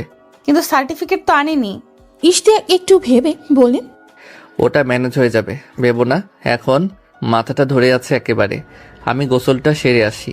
ইশতিয়াক গোসল করলো, খাওয়া দাওয়া করলো, তারপর মাথা ব্যথার ব্লাড প্রেশারের ওষুধ খেয়ে শুতে এলো। সিমরান তখনও বউয়ের পোশাকেই বসে আছে। তাকে প্রথমবার খেয়াল করে ইশতিয়াক অবাক হয়ে বলল, তুমি এখনো এই পোশাকে কেন? সিমরানের কান্না পেয়ে গেল। এতদিন এত রোমান্টিকতা দেখিয়ে সব এখন হাওয়া। ওর চেহারা দেখে ইশতিয়াক চৌধুরী আজ করতে পারলেও সে ওর মুখটা নিজের দু হাতে তুলে বলল, তোমাকে চাঁদের মতো লাগছে সিমরান। এত সুন্দর বউ আমার হবে আমি কোনোদিন কল্পনাই করিনি। সিমরান ভালো লাগায় কেঁদে ফেলল। ইশতিয়াক যত্ন করে তার চোখের পানি মুছিয়ে দিয়ে বলল, আরে কাঁদে কেন পাগল মেয়ে? যাও, এই ভারী শাড়ি খুলে একটু আরামদায়ক জামা কাপড় পরে এসো। আজকে রাতটা অনেক স্পেশাল হতে যাচ্ছে। এসব শাড়ি গয়নার ঝামেলায় সেটা নষ্ট করতে চাই না। সিমরান খুশি মনে উঠে পড়ল। যত দ্রুত পারে মেকআপ তুলে জামা বদলে আরামদায়ক অথচ সুন্দর একটা নাইট ড্রেস পরে নিল। এটা ইশতিয়াক নিজে পছন্দ করে কিনেছে। এত সুন্দর লাগছে তাকে জামাটা পরে। ভেতরে চেরি পিঙ্ক অন্তর্বাসের উপর ফিনফিনে একটা গাউন। গাউনটা খোলার জন্য আবার ফিতে খুলতে হবে 6টা। ভাবতেই দুষ্টুমি খেলা করে গেল মাথায়। সিমরান যখন ড্রেসিং রুম থেকে বেরিয়ে এলো তখন সে অবাক হয়ে দেখল ইশতিয়াক ঘুমিয়ে পড়েছে। নাক ডাকার শব্দ এত দূর পর্যন্ত আসছে। সিমরান রাগে দুঃখে নাইট ড্রেস বলতে সাধারণ একটা টি শার্ট পরে বিছানার অপর প্রান্তে শুয়ে পড়ল। মনে মনে ঠিক করলো এই ড্রেস সে আর কোনোদিনই ইশতিয়াকের সামনে পরবে না। একটা সুন্দর রাত লোকটা তাকে উপহার দিতে পারল না। এটা কোনো বাসর রাত হলো? সিমরানের চোখ দিয়ে পানি গড়াতে থাকলো। রাত গভীর হতে হতে ওর চোখে একসময় ঘুম নেমে এলো। সিমরানের ঘুম ভাঙল সকাল 11টায়। ভারী পর্দার ফাঁকফোকর দিয়ে রোদ ঢুকছে ঘরে। সে উঠে পর্দা সরিয়ে দিল। দোতলার জানালা থেকে লন দেখা যাচ্ছে। নানা রঙের চমৎকার সব গোলাপ ফুটেছে। সে ওঠার পরপরই কাজের মেয়ে এসে চা দিয়ে গেল। সিমরান ডিভানে বসে চায়ের কাপে চুমুক দিতে দিতে ভাবল এরকম একটা সকালের স্বপ্নই তো সে দেখত। আরামদায়ক আলস্য ছড়িয়ে আছে ওর শরীর জুড়ে। নিজেকে বড্ড সুখী সুখী লাগছে। গত রাতের দুঃখের কথা আর মনে রইল না তার। ইশতিয়াক ভোরেই অফিসে চলে গেছে। শুনল কাজের মেয়েটার কাছ থেকে। মেয়েটা জানতে চাইল নাস্তা রেডি আছে, এনে দিবে কিনা। সিমরান বলল, সে নিজেই নিচে গিয়ে খাবে। সিমরান গোসল করে সুন্দর একটা আকাশি নীল রঙের জামা পরলো। হালকা সাজগোজ করে নিচে নামলো। নাস্তা করতে করতে খেয়াল করলো বাড়িটা একেবারে নীরব। জানতে চাইলো মুশফিক বাড়িতে নেই। মেয়েটা জানালো মুশফিকও সকালে ক্লাসে চলে গেছে। সিমরান নাস্তা সেরে সোফায় পা ডুবিয়ে বসে সোশ্যাল মিডিয়ায় স্ক্রল করতে শুরু করলো। গতকালের ছবিগুলো থেকে একটা ছবি সে আপলোডও করে দিল। তার আর ইশতিয়াকের হাতের ছবি। ইশতিয়াকের হাতের উপরের পিঠটা যাতে দেখা না যায় এমনভাবেই ছবিটা তোলা হয়েছিল। সাথে লিখে দিল, finally I found my soulmate. প্রচুর কমেন্ট আসতে লাগলো। ওর ফলোয়ার্স ছেলেগুলোর স্যাড রিয়েক্টে ভরে গেল। ওর বান্ধবীরা অবাক হয়ে নানা প্রশ্ন জিজ্ঞেস করতে শুরু করলো। ভালোই উপভোগ করতে লাগলো সিমরান। এভাবেই শুয়ে বসে দিনটা কেটে গেল ওর। বিকেলের দিকে মুশফিক ফিরে এলেও সিমরানের সাথে কথা হলো না তার। সে নিজের ঘরে চলে গেল। সিমরানও নিজের ঘরে শুয়ে শুয়ে নিউজ ফিরে পড়ে রইল। ইশতিয়াক এলো সন্ধ্যার একটু পরে। সে ঘরে ঢুকে শাহরুখ খানের মতো 2 হাত ছড়িয়ে দিয়ে বলল, Simran sweetie, I missed you a lot. সিমরানের রাগ কখন পড়ে গেছে সে নিজেও জানে না। দৌড়ে গিয়ে সে ঝাঁপিয়ে পড়ল ইশতিয়াকের ওপর। যেন কতদিন পর দেখা হলো প্রেমিক যুগলের। ইশতিয়াক সিমরানকে শক্ত করে জড়িয়ে ধরে রাখলো। এদিকে ইশতিয়াকের গা থেকে ঘামের গন্ধ আর সিগারেটের গন্ধ মিলে বিদঘুটে একটা গন্ধ আসছে। কোথায় সেই চমৎকার পারফিউমের ঘ্রাণ আর কোথায় মাউথ ফ্রেশনারের সুগন্ধ। সিমরানের গা গুলিয়ে এলো। সে নিজেকে ছাড়িয়ে নেবার চেষ্টা করতে লাগলো। এদিকে ইশতিয়াক যেন পণ করেছে আজ তাকে ছাড়বে না। সিমরান ছটফট করতে লাগলো। তার মনে হলো ঘন্টাখানেক পর ইশতিয়াক তাকে ছাড়লো, যদিও সেটা মাত্র কয়েক মিনিট ছিল। ইশতিয়াক জিজ্ঞেস করলো, সারাদিন কি করেছো সুইটি? এই তো। সিমরানের ইচ্ছে ছিল সে বলবে তোমাকে মিস করেছি, কিন্তু কথাটা ওর ভেতর থেকে আর এলো না। অবশ্য সত্যিটা হলো সে ইশতিয়াককে মোটেও মিস করেনি। আরামে আয়েসে দিনটা তার ভালোই কেটেছে। ইশতিয়াক ফ্রেশ হতে চলে গেলে সিমরান কাজের মেয়েটাকে চা দিয়ে যেতে বলল। দুজনে চা খেতে খেতে গল্প করলো। এর মাঝে সিমরানের গা গোলানো ভাবটা কেটে গেছে। ইশতিয়াকের হাতে হাত রেখে গল্প করতে ভালোই লাগছে। রাতে খাওয়ার সময় মুশফিকের সাথে দেখা হলো। সে একটু যেন চিন্তিত। ইশতিয়াক কারণ জিজ্ঞেস করায় বলল, মুস্কান তোমার বিয়ের খবর শুনে বেশ ধাক্কা খেয়েছে, অস্থির হয়ে গেছে একবারে, মেনে নিতে পারছে না খবরটা। তোমার মাকে বলো সামলে নিতে। তা তো নিশ্চয়ই, তবুও ওর সেন্টিমেন্ট একটু বেশি, একটু সময় লাগবে স্বাভাবিক হতে।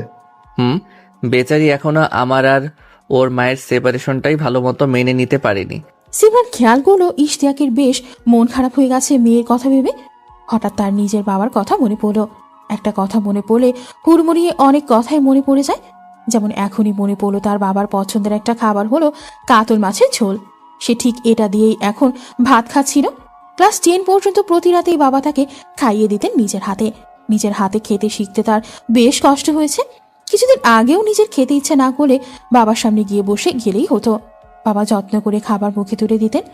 ভাবতে ভাবতে নিজের অজান্তেই চোখ আর্দ্র হয়ে উঠল সিমরানের। মুশফিক খেয়াল করে ব্যাপারটা সে জিজ্ঞেস করো, আর ইউ ওকে সিমরান? হাসার চেষ্টা করলো সে। বাড়ির কথা মনে পড়ছে? আরে না। ইশতিয়াক হেসে বলল, ওই জাহান্নাম থেকে বেঁচে ফিরেছে যে এটাই বেশি, আবার ওখানকার কথা মনে পড়বে কেন? সিমরানের কথাটা মোটেও পছন্দ হলো না। সে খাবার টেবিলে বসে আর কোনো কথাই বলল না। খাওয়া শেষে একটু লনে একটু হাঁটাহাঁটি করে এলো সিমরান। ইশতিয়াক আগেই ঘরে চলে গেছে, তার তখনই যেতে ইচ্ছে করছিল না। তাছাড়া মা বাবার কথা হঠাৎ করে একটু বেশি মনে পড়ছে। রাত বাড়তে থাকলে সিমরান নিজেদের ঘরের দিকে চলে গেল। যাবার সময় মুশফিকের ঘর পড়ল। দরজা খোলা ছিল। সে দেখলো ঘরের দেয়ালে একটা গিটার ঝোলানো। বাহ, গিটার বাজাতে পারে নাকি মুশফিক? তার শেখার খুব ইচ্ছে ছিল। আবার এটাও ইচ্ছে ছিল যে কেউ গিটার বাজিয়ে তাকে প্রপোজ করুক। নিজের ঘরে ঢুকে সিমরান বিস্ময়ে ছোটখাটোই চিৎকার দিয়ে উঠল। বিছানায় লাল চাদর পাতা, ঘরের সবগুলো ফুলদানিতে লাল গোলাপ সাজানো। সাদা টাইলসের মেঝেতে দরজা থেকে শুরু করে বিছানা পর্যন্ত লাল গোলাপের পাপড়ি বেছানো। ইশতিয়াক দাঁড়িয়ে আছে জানালার পাশে, তার গায়ের সাদা শার্ট, শার্টের বুকের কাছে লাল রঙের হৃদয় আঁকা। সে আবারও শাহরুখ খানের স্টাইলে 2 হাত ছড়িয়ে দিল। Simran, my baby please come. সিমরানের সন্ধ্যার অভিজ্ঞতা মনে করে একটু সংকোচ হলো। তবে এটাও মনে পড়লো যে ইশতিয়াক এসেই ভালো মতো গোসল করে পারফিউম মেখে নিয়েছিল। তাই দ্বিধা ছেড়ে সে দৌড়ে গিয়ে সেদিন দ্বিতীয়বারের মতো ঝাঁপিয়ে পড়লো ইশতিয়াকের ওপর। এবার আর খারাপ লাগলো না। ইশতিয়াক তাকে নতুন একটা ড্রেস ধরিয়ে দিল, লাল টকটকে সিল্কের জামা। শুধু একটা বোতাম দিয়ে জামাটা শরীরের সাথে আটকানো থাকবে। ড্রেসটা এত পছন্দ হলো সিমরানের যে সে তখনই ইশতিয়াককে আরও খানিকটা আদর করে দিল। সেই রাতটা চমৎকার কাটল। তবে ভোর হতেই ইশতিয়াকের চিৎকারে ঘুম ভেঙে গেল সিমরানের। ইশতিয়াকের গায়ে শুধু তোয়ালে, শরীর আধ ভেজা। বাথরুম থেকে বেরিয়ে এসেছে সে অর্ধেক গোসল করে। সিমরান আতঙ্কিত হয়ে জানতে চাইল কি হয়েছে? ইশতিয়াক ততক্ষণে আয়নার সামনে দাঁড়িয়ে নিজের থুতনি চেপে ধরে কি যেন দেখছে। হঠাৎ সে সিমরানের দিকে ঘুরে গিয়ে চিৎকার করে উঠল। তুমি এটা কি করেছো সিমরান? আমি এখন অফিসে যাব কিভাবে? সিমরান দেখলো অতিরিক্ত উত্তেজনার ফলে গতরাতে সে ইশতিয়াকের থুতনির কাছে একটা গাঢ় দাগ বানিয়ে দিয়েছে। সেটা স্পষ্ট বোঝাও যাচ্ছে। ইশতিয়াক চিন্তিত মুখে বলল, আজ 2টো মিটিং আছে। হাই হাই, এই বয়সে এই অবস্থা হলে লোকে কি বলবে? কন্ট্রোল করতে শিখতে হবে সিমরান। সিমরান রেগে গিয়ে বলল, আর তুমি কি কি করেছো দেখবা? দেখাবো? তুমি তো আর অফিসে যাবে না। সকালবেলা দুজনের এক দফা ঝগড়া হয়ে গেল। ইশতিয়াক থুতনিতে একটা ব্যান্ডেজ লাগিয়ে চলে গেল, আর সিমরান আবার শুয়ে বসে দিন পার করে দিল। এভাবে ভালো মন্দ মিলিয়ে সপ্তাহখানেক কেটে গেল। পুলিশি ঝামেলা ইশতিয়াক সামনে নিয়েছে। মা বাবাও সিমরানের সাথে যোগাযোগ করে ঝামেলা বাড়াবার চেষ্টা করেনি। তার বাবাকে নাকি অন্য ডিপার্টমেন্টে ট্রান্সফার করে দেওয়া হয়েছে, তাই ইশতিয়াকের সাথে তার দেখাও হয় না এখন। দুজনেই জন্যই সেটা ভালো হয়েছে। এর মাঝে ইশতিয়াকের ব্যস্ততাও কমে গেল। প্রজেক্টটা সফলভাবে শেষ হলো। ইশতিয়াক তখনই ঠিক করে ফেললো কিছুদিন ছুটি নিয়ে হানিমুনে যাওয়া হবে। হানিমুনে যাবার সব প্ল্যানও তৈরি করা হয়ে গেল। ইশতিয়াকের ইচ্ছে ছিল সুইজারল্যান্ড নিয়ে যাবার, কিন্তু বিয়েতে বেশ খরচ হয়ে যাওয়ার বাজেট কমেই আপাতত বালিতে যাওয়া হবে বলে ঠিক হলো। সিমরান এটা নিয়েও মহা এক্সাইটেড। সে ফেসবুকে পোস্ট করে সবাইকে জানিয়েও দিল আসন্ন হানিমুনের কথা। যেদিন ওদের ফ্লাইট সেদিন সকালে হঠাৎ করে ইশতিয়াকের ব্লাড প্রেশার বেড়ে গেল। এত বেড়ে গেল যে স্বয়ং ডাক্তারই চেক করে ঘাবড়ে গেলেন। ইশতিয়াককে কমপ্লিট বেড রেস্ট দিয়ে গেলেন তিনি, আর সিমরানকে বলে গেলেন ইশতিয়াককে বেশি উত্তেজিত না করতে। সে নাকি নতুন বউ পেয়ে বেশি উত্তেজনায় প্রেশার বাড়িয়ে ফেলেছে। সিমরানের মন ভেঙে টুকরো টুকরো হয়ে গেল। হানিমুন তো যাওয়া হলোই না, এদিকে ইশতিয়াকের থেকেও দূরে দূরে থাকতে হচ্ছে বলে সিমরানের মন মেজাজ একেবারেই তিরিক্ষি হয়ে রইল। সিমরানের অনেক ক্লাস মিস হয়ে গেছে। তার ইচ্ছে ছিল এই সেমিস্টার ড্রপ করে পরের সেমিস্টার থেকে কন্টিনিউ করবে, কিন্তু ইশতিয়াক বলল সে ম্যানেজ করে নিতে পারবে। শুধু শুধু গ্যাপ দেবার কোনো দরকার নেই। এতদিন ক্লাস অ্যাটেন্ড না করেও ইশতিয়াকের রেফারেন্সে তাকে ফাইনাল পরীক্ষায় বসতে দেওয়া হলো।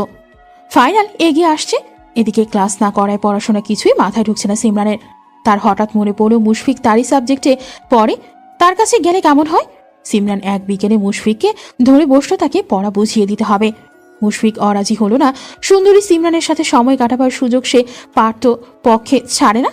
যতই সে বাবার বউ হোক না কেন, একটা আগুন সুন্দরী মেয়ে সারাদিন চোখের সামনে দিয়ে ঘুরে বেড়ালে নজর কার না যায়। তার উপর মেয়েটা স্লিভলেস শর্টস পরে এলোমেলো ভাবে এক এক সময় সোফায় পড়ে থাকে। মুশফিকের তখন নিজেকে সামলানো বেশ কষ্টকর হয়ে পড়ে।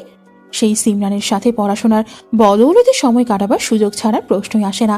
সিমরান আসার পর থেকেই তার নিজের প্রেমিকাকে অসহ্য লাগতে শুরু করেছে। প্রতিটা ব্যাপারে সিমরানের সাথে তুলনা করে ওকে নিতান্তই সাধারণ মনে হচ্ছে। ওর সাথে সময় কাটাতেও এখন আর ভালো লাগছে না তার। মুশফিক বলে দিল পড়লে আজ থেকে পড়তে হবে, নয়তো বেশি দেরি হয়ে গেলে আর পড়িয়েও কাজ হবে না। সিমরান সেদিন থেকেই মুশফিকের কাছে পড়তে শুরু করলো। মুশফিকের ঘরেই পড়াশোনা হয়। পড়াশোনা প্রথম প্রথম কয়েকদিন ভালোই হলো, তারপর একটু একটু করে তাতে ফাঁকিবাজি ঢুকে গেল। ওরা গল্প করে, খুনসুটি করে। মুশফিক কখনো গিটার বাজিয়ে শোনায়, কখনো সিমরান গান গিয়ে শোনায়। সময়টা দুজনেরই ভালো কাছে। সিমরানেরও আস্তে আস্তে মুশফিককে ভীষণ ভালো লাগতে শুরু করে। ইশতিয়াকের সাথে তুলনা করতে শুরু করে ওর। ও হচ্ছে প্রাণ প্রাচুর্যে ভরপুর একটা ছেলে, আর ইশতিয়াক তো এখন একটু কাছে এলো বাকি রাতটা ছটফট করে কাটায়। সিমরান তাই ভয়ে ভয়ে ওর থেকে দূরে দূরেই থাকে। দেখতে দেখতে সিমরানের পরীক্ষাগুলো শেষ হয়ে গেল। ভালো না হলেও ফেল করার মতো পরীক্ষাও হলো না, পাশ করার মতো পরীক্ষা দিয়ে খুশিতে সিমরান মুশফিককে ট্রিট দিতে চাইল। মুশফিক মজা করে বলল, যেতে পারি যদি তুমি সুন্দর করে সেজে আসো। সবাই যেন ভাবে তুমি আমার গার্লফ্রেন্ড। ডেট করতে না পারলাম, সবাইকে দেখাতে পারবো এত সুন্দর একটা মেয়ে নিয়ে ঘুরছি। সিমরানও হাসতে হাসতে উত্তর দিল, ওকে। সেদিন ওরা কাপড়ের মতোই ম্যাচিং ড্রেস পরে খেতে গেল। খাওয়া শেষে কিছুক্ষণ ঘোরাঘুরি করলো। মুশফিক সিমরানকে ঝিলমিল বেলুন কিনে দিল। সিমরানের কি যে ভালো লাগলো ঘোরাঘুরি করতে। সেই রাতে ওর ভীষণ ইচ্ছে করছিল ইশতিয়াককে কাছে পেতে। সেটা ইশতিয়াককে বলতেই সে করুণ চোখে চেয়ে বলল, সরি সুইটি, আজ শরীরটা একটু বেশি খারাপ লাগছে। ইশতিয়াক ঘুমিয়ে পড়লেও সিমরানের আর ঘুম এলো না। সে কিছুক্ষণ শুয়ে থেকে উঠে পড়লো। জানালার পাশে দাঁড়িয়ে দেখতে পেল মুশফিক লনে হাঁটাহাঁটি করছে। হাতে কফি। মুশফিকেরও পরীক্ষা চলছে, আজ তাকে সময় দিতে গিয়ে পড়তে পারেনি, এজন্য হয়তো রাত জেগে আছে। সিমরানের ভীষণ ইচ্ছে হলো মুশফিকের কাছে গিয়ে বলতে তাকেও যেন এক কাপ কফি করে দেয়। মাস দেরিক ভুগে ইশতিয়াকের শরীর আস্তে আস্তে ভালো হয়ে এলো। সে সিমরানকে কথা দিয়ে রেখেছে পুরোপুরি সুস্থ হলেই সে তাকে নিয়ে হানিমুনে যাবে। এবার বাড়ি না সুইজারল্যান্ডে যাবে, যত খরচ হবে হোক, পৈতৃক সম্পত্তিও তো কম নেই ইশতিয়াকের।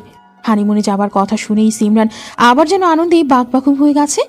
এক ঝড় বৃষ্টিময় বিকেলে কিছু করার নেই বলে সে তার ওয়ার্ড্রোব থেকে জামা কাপড় বের করে একটা একটা করে ট্রায়াল দিতে শুরু করলো। এখনই সিলেক্ট করে ফেলবে কোনটা নেবে আর কোনটা নেবে না। জামা কাপড়গুলোর মাঝে বিয়ের রাতে পরা সেই গোলাপি নাইট ড্রেসটাও পেয়ে গেল। ভাবলো একবার ট্রায়াল দিয়ে ফেললে ক্ষতি কি, ইশতিয়াকের সামনে পরবে না ঠিক করেছে, নিজের সামনে তো পরতেই পারে। ড্রেসটা পরলো সিমরান। বড় আয়নার সামনে দাঁড়িয়ে ঘুরি ঘুরি নিজেকে দেখলো সে। তার স্বাস্থ্য আরো ভালো হয়েছে, রং খোলাতেই হয়েছে আগের তুলনায়। এত সুন্দর লাগছে তাকে, নিজেই যেন চোখ ফেরাতে পারছে না।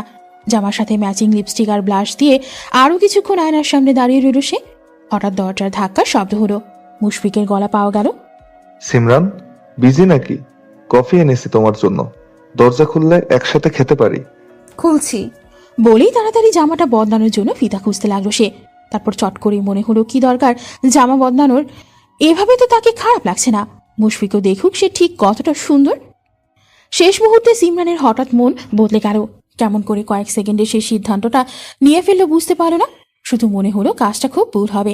চোখের সামনে সিনেমার পর্দার মতো ভেসে উঠল দুজনের চেহারা। একজন ইশতিয়াক, অন্যজন তার বাবা। ইশতিয়াক যদি এখানে থাকতো তাহলে সে তাকে কি ভাবতো, কত ভালোবাসে ইশতিয়াক তাকে। আর বাবা সারা জীবন তাকে শিখিয়েছে চিটিং ইজ ভেরি ব্যাড। তার বাবার তোতা পাখির মতো কথাটা তাকে এমনভাবে মুখস্থ করাতো যে পরীক্ষার অন্য কারো খাতা দেখে লিখতে গিয়েও বারবার কথাটা মনে পড়ে যেত। আর নকল তো অনেক দূরের বিষয়। আজকের ঘটনাটা বিশ্লেষণ করার জন্য তার মস্তিষ্ক কয়েক মুহূর্তেই সময় পেল। এত দ্রুত মগজ কেমন করে চলে? দরজার ঠিক সামনে দাঁড়িয়ে নবের দিকে বাড়িয়ে দেওয়া হাতটা সরিয়ে নিল সিমরান। যত দ্রুত সম্ভব জামাটা ছাড়িয়ে নিল গা থেকে। একটা ঢিলা কুর্তা পরল। ততক্ষণে বাইরে অস্থির হয়ে গেছে মুশফিক। দরজা খুলবে না নাকি? চলে যাব, হট কপি কোল্ড হয়ে গেছে। দরজা খোলার সময় সিমরানেরও কথাটা চিন্তা করে খুব হাসি পেয়ে গেল। হট সিমরানও কফির সাথে সাথে কোল্ড হয়ে গেছে। সেদিনের গল্পটা তেমন জমল না। সিমরান বারবার অন্যমনস্ক হয়ে যাচ্ছে দেখে মুশফিক খানিক পরেই চলে গেল নিজের ঘরে। জিজ্ঞেস করে গেল সন্ধ্যায় একসাথে মুভি দেখবে কিনা। সিমরান তাতেও না করে দিলে মুশফিক বেশ অবাক হলো। মুভির ব্যাপারে সিমরান কখনো না করে না, সে মারাত্মক সিনেমা ফ্রিক। আজ কি হলো?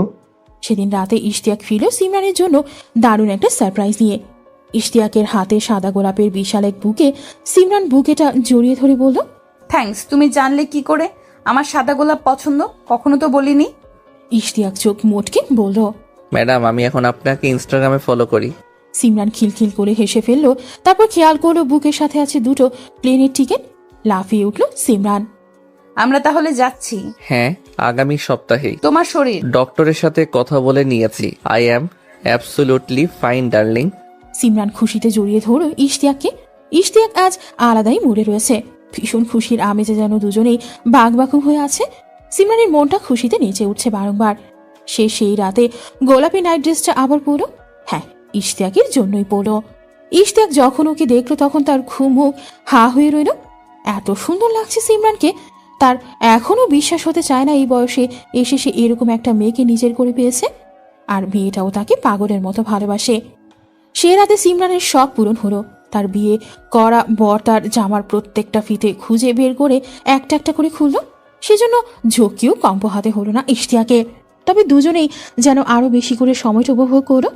ঘুমানোর আগে সিমরানের নিজের বিকেলে নেওয়া সিদ্ধান্তের কথাটা ভেবে খুব শান্তি লাগলো। পরদিন ব্রেকফাস্ট টেবিলে বসে সিমরানের ঘাড়ের কাছে একটা সদ্য তৈরি গাঢ় দাগ দেখতে পেয়ে মুশফিকের শরীরের ভেতরটা কেমন যেন এলোমেলো হয়ে গেল। তার ইদানিং আর সহ্য হয় না। ইচ্ছে করে সিমরানকে পিষে ফেলতে, নিজেও মরে যেতে। সেদিন আর ক্লাসে গেল না মুশফিক। প্রেমিকাকে নিয়ে একটা হোটেলে চলে গেল। একান্ত সময় কাটাবার সময়ও তার ভালো লাগলো না। এই মেয়েটাকে কোনোভাবেই সিমরানের সাথে তুলনা করা যায় না। সিমরানের তুলনা সে নিজেই। সে অনেক চেষ্টা করলো মেয়েটাকে সিমরান ভাবতে, কিন্তু সিমরানের গলার স্বর, দুষ্টু মিষ্টি হাসি, ওর ফিগার সব যেন অধরাই থেকে যাচ্ছে। মাঝপথে থেমে গেল মুশফিক। হচ্ছে না তার। মেয়েটাকে হোটেলে ফেলে চলে এলো সে। সিমরানের সাথে খাতির জমাবার বহু চেষ্টা সে এরপর থেকে করতে লাগলো। রীতিমতো পেছন পেছন ঘুরতে শুরু করলো, কিন্তু সিমরান যেন আজকাল তাকে পাত্তাই দিচ্ছে না। কোনো একটা ঘোরের মধ্যে আছে মেয়েটা। কোনো কথা, কোনো ঘটনা যেন ওর গায়ে লাগছে না। আগে সিমরানের সাথে হাতের ছোঁয়া লাগলে মেয়েটা লজ্জা পেত। গতকাল কিচেনে সে কফি বানাচ্ছিল, সিমরান বানাচ্ছিল সালাদ। মুশফিক ইচ্ছে করে কফির বয়াম নিতে গিয়ে সিমরানের কাছে গিয়ে তার বাহু ছুঁয়ে দিল। সিমরান এত বিরক্ত হয়ে তাকালো যে মুশফিককে সরি বলে চলে আসতে হলো। ব্যাপারটা বড্ড ভাবাতে লাগলো তাকে। সে কাছে যেতে চাইছে দেখে কি সিমরানের ভাব বেড়ে গেল। সে কি ইচ্ছে করে এমন করেছে যাতে সে আরো ছটফট করে? সুন্দরী মেয়েগুলো নিজেকে কি ভাবে? সুইজারল্যান্ডের উদ্দেশ্যে রওনা দেবার আগের দিন সকালে সিমরান ইশতিয়াককে হঠাৎ বলল, আমি একবার বাড়ি যাব। ইশতিয়াক অবাক হয়ে বলল, কোন বাড়ি? আমার বাবার বাড়ি। কেন? মা বাবার কথা মনে পড়ছে। হঠাৎ? হঠাৎ না, সবসময়ই মনে পড়ে। ওরা তোমাকে রেখে দেবে আর আসতে দেবে না। এমনি তো মামলা করে বিচ্ছিরি অবস্থা করে রেখেছে। অফিসেও তোমার বাবা আমার রেপুটেশন খারাপ করে ফেলেছে, তুমি তবুও তাদের কাছে যেতে চাও? সিমরান কিছুক্ষণ চুপ করে থেকে বলল, তোমার মেয়ের একটু জ্বর হলেও তুমি অস্থির হয়ে যাও ইশতিয়াক। রোজ ভিডিও কলে কথা না বললে তোমার ঘুম হয় না। আমি তোমাকে কখনো এই জন্য কিছু বলিনি, সামান্য অভিযোগও করিনি, কারণ আমি জানি বাবারা মেয়েদের জন্য কেমন অনুভব করে। আমার বাবাও আমাকে অতটাই ভালোবাসে, বরং আরো বেশি ভালোবাসে। এতদিন আমাকে ছাড়া থাকতে তাদের কষ্ট হয়েছে, আমি জানি না। তখন আবেগের বশে ডেসপারেট হয়ে আমি চলে এসেছিলাম, কিন্তু এখানে আসার পর থেকে আমি ওদেরকে ভয়ানক মিস করছি। কখনো ওদের ছাড়া এক রাতও বাইরে থাকিনি। আর দেখো, কয়েক মাস পেরিয়ে গেছে ওদের দেখি না। আমি নিজের জেদ ধরে রাখতে ওদের সাথে যোগাযোগ করিনি, কথা বলিনি, দেখাও করতে যাইনি। কিন্তু আজ যাব, এত দূর ঘুরতে যাব। ওদের না দেখে গেলে আমি শান্তি পাবো না। ইশতিয়াক অগত্যা রাজি হলো। ঠিক আছে, যাও, কিন্তু বেশিক্ষণ থাকবে না, গোছগাছও করা লাগবে। কালই তো ফ্লাইট। আমি একবার দেখা করেই চলে আসব। এখন যাবে? না, রাতে, বাবা অফিস থেকে ফেরার পর। আচ্ছা। রাতে সিমরান গাড়ি করে ওর বাবার বাড়িতে গেল। কতদিন পর চেনা গলি, চেনা বাড়িটার সামনে এলো সে। সবকিছু আগের মতোই আছে, শুধু বদলে গেছে সে নিজে। দুরু দুরু বুকে সে সিঁড়ি বেয়ে উঠতে লাগলো। শেষ দিন পাগলের মতো এই সিঁড়ি বেয়ে নেমে পালিয়েছিল সে। নিজেদের ফ্ল্যাটের সামনে এসে বেশ কিছুক্ষণ দাঁড়িয়ে রইল। সাহস হচ্ছে না কলিং বেল চাপার। ওদের কেমন রিয়াকশন হবে ওকে দেখে। শেষ পর্যন্ত কলিং বেল চেপেই ফেললো সিমরান। মিনিট খানেকের অপেক্ষা যেন বহু বছর মনে হতে লাগলো। ওর মা দরজা খুললেন। ওকে দেখে কয়েক মুহূর্তের জন্য বাক্যহারা হয়ে গেলেন। তারপর সিমরানকে অবাক করে দিয়ে নির্লিপ্ত মুখেই দরজা থেকে সরে দাঁড়িয়ে বললেন, আসুন। সিমরান অবাক হলো। ভেতরে ঢুকতে ঢুকতে সে প্রশ্ন করল, কেমন আছো মা? তার মা উত্তর দিলেন না। সে এগিয়ে গিয়ে জড়িয়ে ধরল মাকে। বুঝলো মায়ের শরীর কেঁপে উঠেছে, কিন্তু তিনি সিমরানকে জড়িয়ে ধরলেন না। মূর্তির মতো দাঁড়িয়ে রইলেন। ঠিক সে সময় তার বাবাকে দেখা গেল আসতে। অবাক হয়ে কিছুক্ষণ তিনি চেয়ে রইলেন সিমরানের দিকে, যেন বিশ্বাস করতে পারছেন না ও এখানে এসে সশরীরে দাঁড়িয়ে আছে। সিমরান ছুটে গিয়ে বাবাকেও জড়িয়ে ধরল। তবে এবার সে দেখলো তার বাবাও তাকে ধরল না, মায়ের মতো জড়বৎ দাঁড়িয়ে রইল। সিমরান প্রায় আধ ঘন্টা সেখানে রইল। এই পুরোটা সময় মা বাবা কেউই তার সাথে তেমন কোনো কথা বললে না। তাদের ব্যবহার এত শীতল যে সিমরানের গায়ে কাঁটা দিয়ে উঠতে লাগলো বারবার। এরা যেন জীবন্ত থেকেও এক একটা লাশ হয়ে আছে। চোখের দৃষ্টি থেকে চলাফেরা সবই যেন মৃত মানুষের মতো, অনুভূতি শূন্য দুটো শরীর মাত্র। সিমরানের অনেক কথার কোনোটারই জবাব তারা দিলেন না। ও অনেকবার করে ক্ষমা চাইল, সেটাও তাই না তার মা বাবা শুনতেই পেলেন না। শেষে ভয় পেয়ে সিমরান ফিরে এলো। সে রাতে সিমরান বারবার ভয় কেঁপে কেঁপে উঠতে লাগলো। কিসের ভয় সে জানে না, তবে বড্ড ভয় করছে। ভয়ের একটা চাদর ঘিরে আছে তার চারদিকে। ইশতিয়াক পুরো রাত তাকে জড়িয়ে ধরে রইল শক্ত করে। তবুও সিমরানের মনে হলো সে ভীষণ একা, এত একা যে শীতল কোনো এক দানব তাকে হা করে গিলতে আসছে। পরদিন সকালে রোদ ওঠার পর সিমরানের ভয় কমে গেল। যোগ হলো সুইজারল্যান্ড যাওয়ার উত্তেজনা। জীবনের প্রথম দেশের বাইরে যাবে সে। মনের ভয়গুলো কেমন করে যেন দিন বাড়ার সাথে সাথে উবে যেতে থাকলো। সেখানে জমা হতে থাকলো আগমনী ভ্রমের স্বপ্ন। এবার আর ইশতিয়াকের শরীর খারাপ হলো না। দুজনেই মধুচন্দ্রিমার উদ্দেশ্যে ভালোভাবেই বেরিয়ে পড়ল। সেখানে গিয়ে ঘোরাফেরা করে সিমরানের মনে হলো সে নিজের জীবনের সবচেয়ে চমৎকার সময়টা কাটিয়ে ফেলছে। সে এত আনন্দ করলো, এত জায়গায় ঘুরলো, এত ভালো হোটেলে থাকলো, আর এত চমৎকার সব ছবি তুললো যে জীবনটা সার্থক মনে হতে লাগলো। এত সুখ, এত আনন্দ, এত আহ্লাদ। ইশতিয়াক যেন তাকে পুরো পৃথিবীটা কিনে দিয়েছে। তাকে আত্মীয় বন্ধুরা মিলে খুব বলেছিল, তুই ওকে বিয়ে করে জীবনের সবচেয়ে বড় ভুল করেছিস। তাদেরকে সিমরানের চিৎকার করে বলতে ইচ্ছে হলো, তোমরা ভুল। আমি আমার জীবনের সবচেয়ে সঠিক সিদ্ধান্ত নিয়েছি ইশতিয়াককে বিয়ে করে। অসাধারণ একটা সপ্তাহ কাটিয়ে দেশে ফিরল ইশতিয়াক আর সিমরান। ফিরে এই দুজন প্রচন্ড ব্যস্ত হয়ে পড়ল যার যার কাজে। সিমরানের মিড টার্ম শুরু হয়ে গেল। এতদিন পড়াশোনা হয়নি বলে চাপ পড়ল দ্বিগুণ। আর ইশতিয়াকের অফিসেও ডাবল কাজ করা শুরু করতে হলো। এসবের মাঝেই একদিন সিমরান একটা ভয়ানক জিনিস আবিষ্কার করল। তার ইমেল আইডিতে কি একটা ঝামেলা হচ্ছিল। কোনোভাবে মেইল পাঠাতে পারছিল না কাউকে। এদিকে আজই অ্যাসাইনমেন্ট সাবমিট করতে হবে। সে আরেকটা মেইল আইডি না খুলেই ইশতিয়াকের আইডি দিয়ে পাঠানোর চেষ্টা করলো। যে ল্যাপটপে সে কাজ করে সেটা ইশতিয়াকের অনেক আগের ল্যাপটপ। এটাতে তার রেগুলার ব্যবহারের মেইল আইডি ছাড়াও আরেকটা আইডি লগ ইন করা ছিল। সেটা এখন ইশতিয়াক আর ব্যবহার করে না। সেই আইডি দিয়ে সে পাঠিয়ে দিল মেইল, আর তার স্যারকে সমস্যাটা সাথে লিখেও দিল। অ্যাসাইনমেন্ট সাবমিট করে খানিকটা রিল্যাক্স লাগতে শুরু করলো তার। সে ল্যাপটপে আনমনে ঘোরাফেরা করতে করতে হঠাৎ কি মনে করে সেই ইমেল আইডির গুগল ফটোজে চলে গেল। সেখানে গিয়ে সে বিশাল একটা ধাক্কা খেল। অজস্র মেয়েদের সাথে ইশতিয়াকের অন্তরঙ্গ ছবি। সেখানে আলাদা আলাদা ভাবে কটা মেয়ে আছে তা যেন সিমরান গুনেও শেষ করতে পারবে না। কারোর সাথে হোটেলে, কারোর সাথে রিসোর্টে, এমনকি ইশতিয়াকের অফিসের একজন বিবাহিত মহিলা কলিগ, যাকে তার বাবার কলিগ হিসেবে সিমরান চেনেও, তার সাথেও নোংরা অনেক ছবি। সিমরানের দম বন্ধ হয়ে এলো। এখনকার অনেক মেয়ে সে যে কলগাল সেটা দেখেই বোঝা যাচ্ছে। গা গুলিয়ে উঠল সিমরানের। বাথরুমে ঢুকে বেসিনের সামনে দাঁড়িয়ে মাথায় পানি ঢালতে লাগলো সে। তবুও যেন গা গোলানো কমছে না। একসময় বমি করে ফেললো সে। বেসিন শক্ত করে ধরিয়েও নিজেকে সামলাতে পারল না। পড়ে গেল নিচে।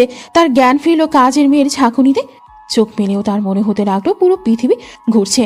ছবিগুলো কিছুতেই চোখের সামনে থেকে সরছে না। নিজেকে পর্যন্ত নোংরা লাগছে। সেও তো বিয়ের আগেই লোকটার সাথে বিছানায় গিয়েছিল। ছি! ভাবতে ভাবতে আবারও বমি করলো সিমরান। কাজের মেয়েটা তাকে পরিষ্কার করে দিয়ে ধরে এনে শুয়ে দিল ওর ঘরে। ইশতিয়াক নেই বলে মুশফিকের ডাক পড়ল। সিমরান মুশফিকে কিছুই বলল না। বলল উল্টাপাল্টা খেয়ে বোধ হয় এমন হয়েছে। মুশফিক ডাক্তার ডাকতে চাইলে সিমরান নিষেধ করে দিল। বিকেলের দিকে একটু ভালো লাগতে লাগলো তার। উঠে জানালার পাশে বসে রইল। সেটা দেখে মুশফিক দুজনের জন্য কফি বানিয়ে নিয়ে আড্ডা দিতে এলো। সিমরান আজ যেন কথাই বলতে পারছে না। মুশফিক অনেক কথা বলছে। কথায় কথায় মুশফিকের মায়ের কথা উঠলে সিমরান আচমকা জিজ্ঞেস করল, তোমার মায়ের সাথে ইশতিয়াকের ডিভোর্স হয়েছিল কেন? মুশফিক প্রশ্নটা শুনে যেন অস্বস্তিতে পড়ে গেল। সে বলতে চাইল না। এদিকে সিমরান নাছোড়বান্দা। সে মুশফিকের হাত ধরে অনুরোধ করল, প্লিজ বলো। আমি তোমার বাবাকে বলবো না যে তুমি কিছু বলেছ। এমন কি ঘটনা যে বলতে চাইছো না? এতদিন ধরে মুশফিক সিমরানের সান্নিধ্য চাইছিল। আর সিমরান নিজেই তার হাত ধরে কিছু অনুরোধ করছে।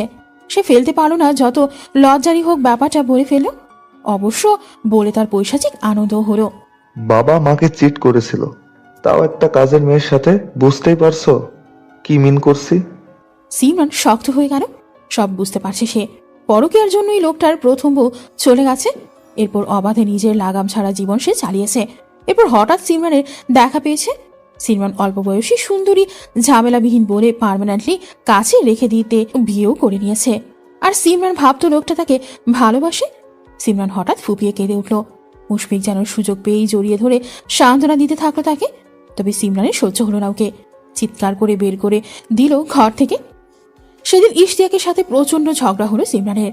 ওর ব্যক্তিগত জিনিসে হাত দিয়েছে বলে ইশতিয়াক ভয়ানক রেগে গেল। আর সিমরান আগে থেকেই ছবিগুলো দেখে ভেতরে ভেতরে আগ্নেয়গিরির মতো ফুঁসছিল। প্রবল ঝগড়া আর জিনিসপত্র ভাঙচুর হলো। সিমরান সে রাতে ওদের বেডরুম থেকে বের হয়ে গিয়ে গেস্ট রুমে শুয়ে পড়ল।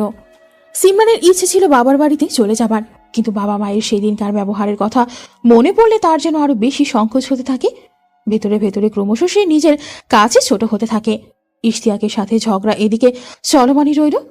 সিমরান ভেবেছিল ইশতিয়াক আসবে তার রাগ ভাঙাতে, কোনো ব্যাখ্যা দিতে, কিন্তু অবাক হয়ে দেখলো তেমন কিছুই হলো না।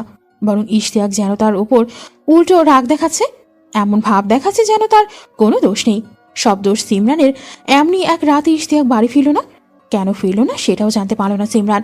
জানার চেষ্টাও করল না সে। যথারীতি গেস্ট রুমে শুয়ে পড়ল। মাঝরাতে দরজায় টোকা পড়ল। সিমরান দরজা খুলে দেখলো মুশফিক দাঁড়িয়ে আছে।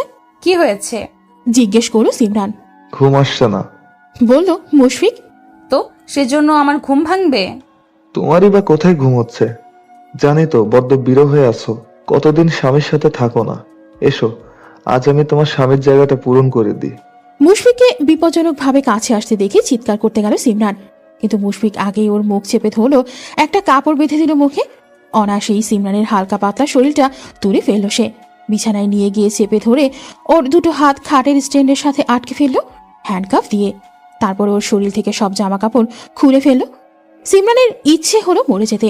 সে যত ছটফট করতে লাগলো, মুশফিক যেন ততই মজা পেতে থাকলো। সে বহুক্ষণ কিছু না করে স্রেফ বসে বসে সিমরানের নগ্ন শরীরের দিকে চেয়ে রইল।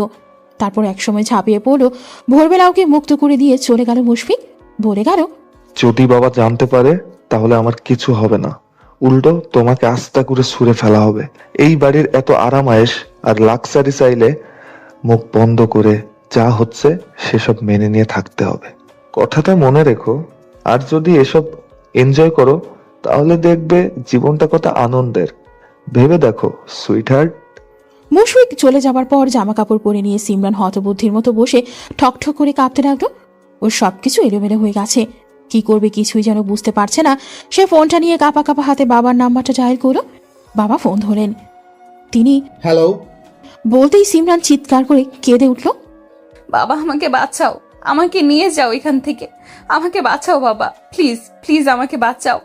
খুব ছোটবেলায় একবার সিমরানের জ্বর হয়েছিল। জ্বরে ঘরে সে বাবাকে ছাড়া কিছুই বুঝতো না। এদিকে বাবার দুদিন অফিস কামাই হয়ে গিয়েছিল। তার তখন নতুন চাকরি। তৃতীয় দিন যেতেই হলো। সকালবেলা সিমরানকে ভুলিয়ে ভালিয়ে তিনি চলে গেলেন ঠিকই, কিন্তু দুপুরে সিমরানের কাঁদতে কাঁদতে হেঁচকি উঠে গেল। তার বাবাকে তার এক্ষুনি চাই। মা চেষ্টা করেছিলেন ওকে নিজেই কোনোভাবে বুঝিয়ে থামাতে, কিন্তু কিছুতেই মেয়ে থামছিল না। শেষে তিনি যখন ওর বাবাকে ফোন করতে গেলেন তখন কলিং বেল বাজল। দরজা খুলে দেখলেন তার স্বামী বাড়ি চলে এসেছে। বাবা দৌড়ে ঘরে ঢুকে সিমরানকে কোলে তুলে নিয়ে কান্না থামালেন। তার নাকি অফিসে বসে মনে হচ্ছিল মেয়ে কেঁদে কেঁদে তাকে ডাকছে। নতুন চাকরির মায়া না করেই তিনি চলে এসেছেন। আজও যখন সিমরান শেষ রাতে কেঁদে কেঁদে বাবাকে ডাকছিল, তার পক্ষে বাড়িতে থাকা কোনোভাবেই সম্ভব ছিল না।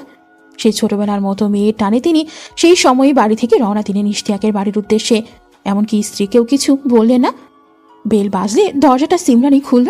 খুলেই জড়িয়ে ধরল বাবাকে। কাঁদতে থাকলো ফুপিয়ে। বাবা জিজ্ঞেস করলো, কি হয়েছে? লোকটি কি করেছে তোর? সিমরান কোনো উত্তর দিতে পারল না। সে শুধু বলল, আমাকে নিয়ে যাও এখান থেকে, এখানে থাকলে আমি মরে যাব। বাবা তাকে তখনই নিয়ে রওনা দিলেন। ইশতিয়াক তখন বাড়িতে নেই, আর মুশফিক পড়ে পড়ে ঘুমাচ্ছে। সিমরানকে দেখে তার মা ভয়ানক আশ্চর্য হলেন। রেগেও গেলেন। রাগ ঝাড়তে শুরু করলেন স্বামীর সাথে। তোমার দরদ দেখে তো আমি বাঁচি না। এই মেয়ের শোকে স্ট্রোক করলে, মেয়ে তোমার খোঁজও নিল না, আর তার একটাকে শেষ রাতে পাগল হয়ে চলে গেলে তোমার লজ্জা নেই? সিমরান এদিকে মেঝেতে বসেই পাগলের মতো কাঁদছে। তার মা এগিয়ে এলেন ওর দিকে। আবার কি করে এসেছিস? তাড়িয়ে দিল নাকি? এত তাড়াতাড়ি মিটে গেল শখ? বাবা মাকে থামিয়ে সিমরানের কাছে এসে ওকে ধরে সোফায় বসালেন।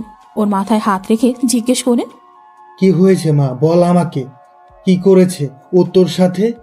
সিমরান একটু ধাতস্থ হয়ে আস্তে আস্তে সবটা বলল। তার মা দাঁড়িয়ে থাকতে না পেরে বসে পড়ে কাঁপতে লাগলেন। আর বাবার চোখ টকটকে লাল হয়ে গেল।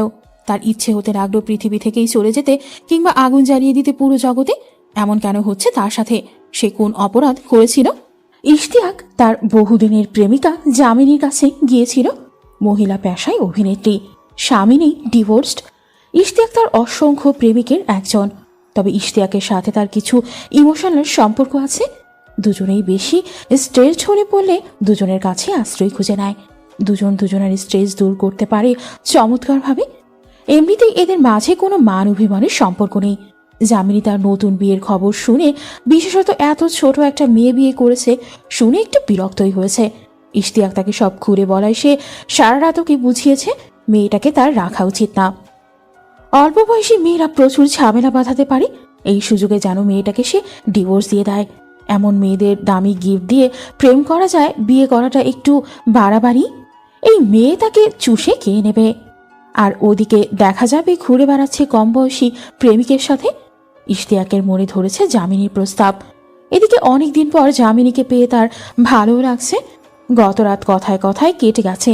আজ জমিয়ে প্রেম করা যাবে ভেবে সে পরের রাতও সেখানেই রয়ে গেল।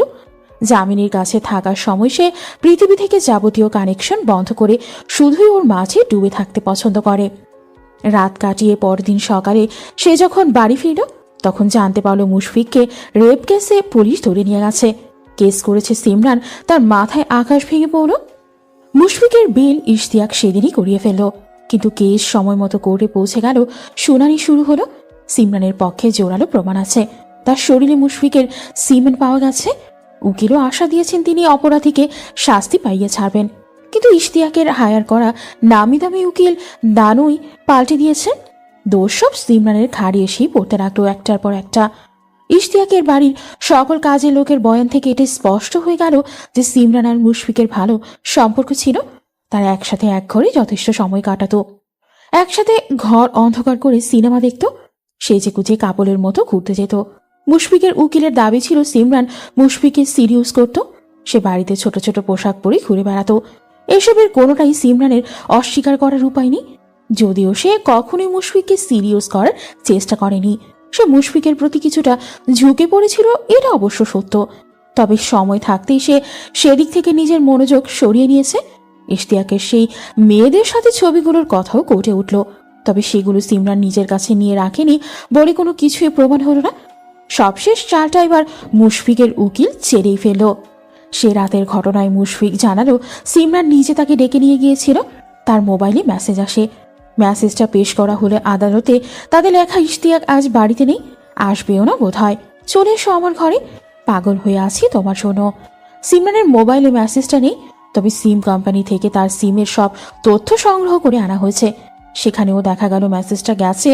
আসলে মেসেজটা মুশফিকই পাঠিয়েছিল সিমরানের ফোন থেকে। সিমরানের হাতগুলো বেঁধে দেওয়ার পর পাঠিয়ে আবার ডিলিটও করে দিয়েছিল।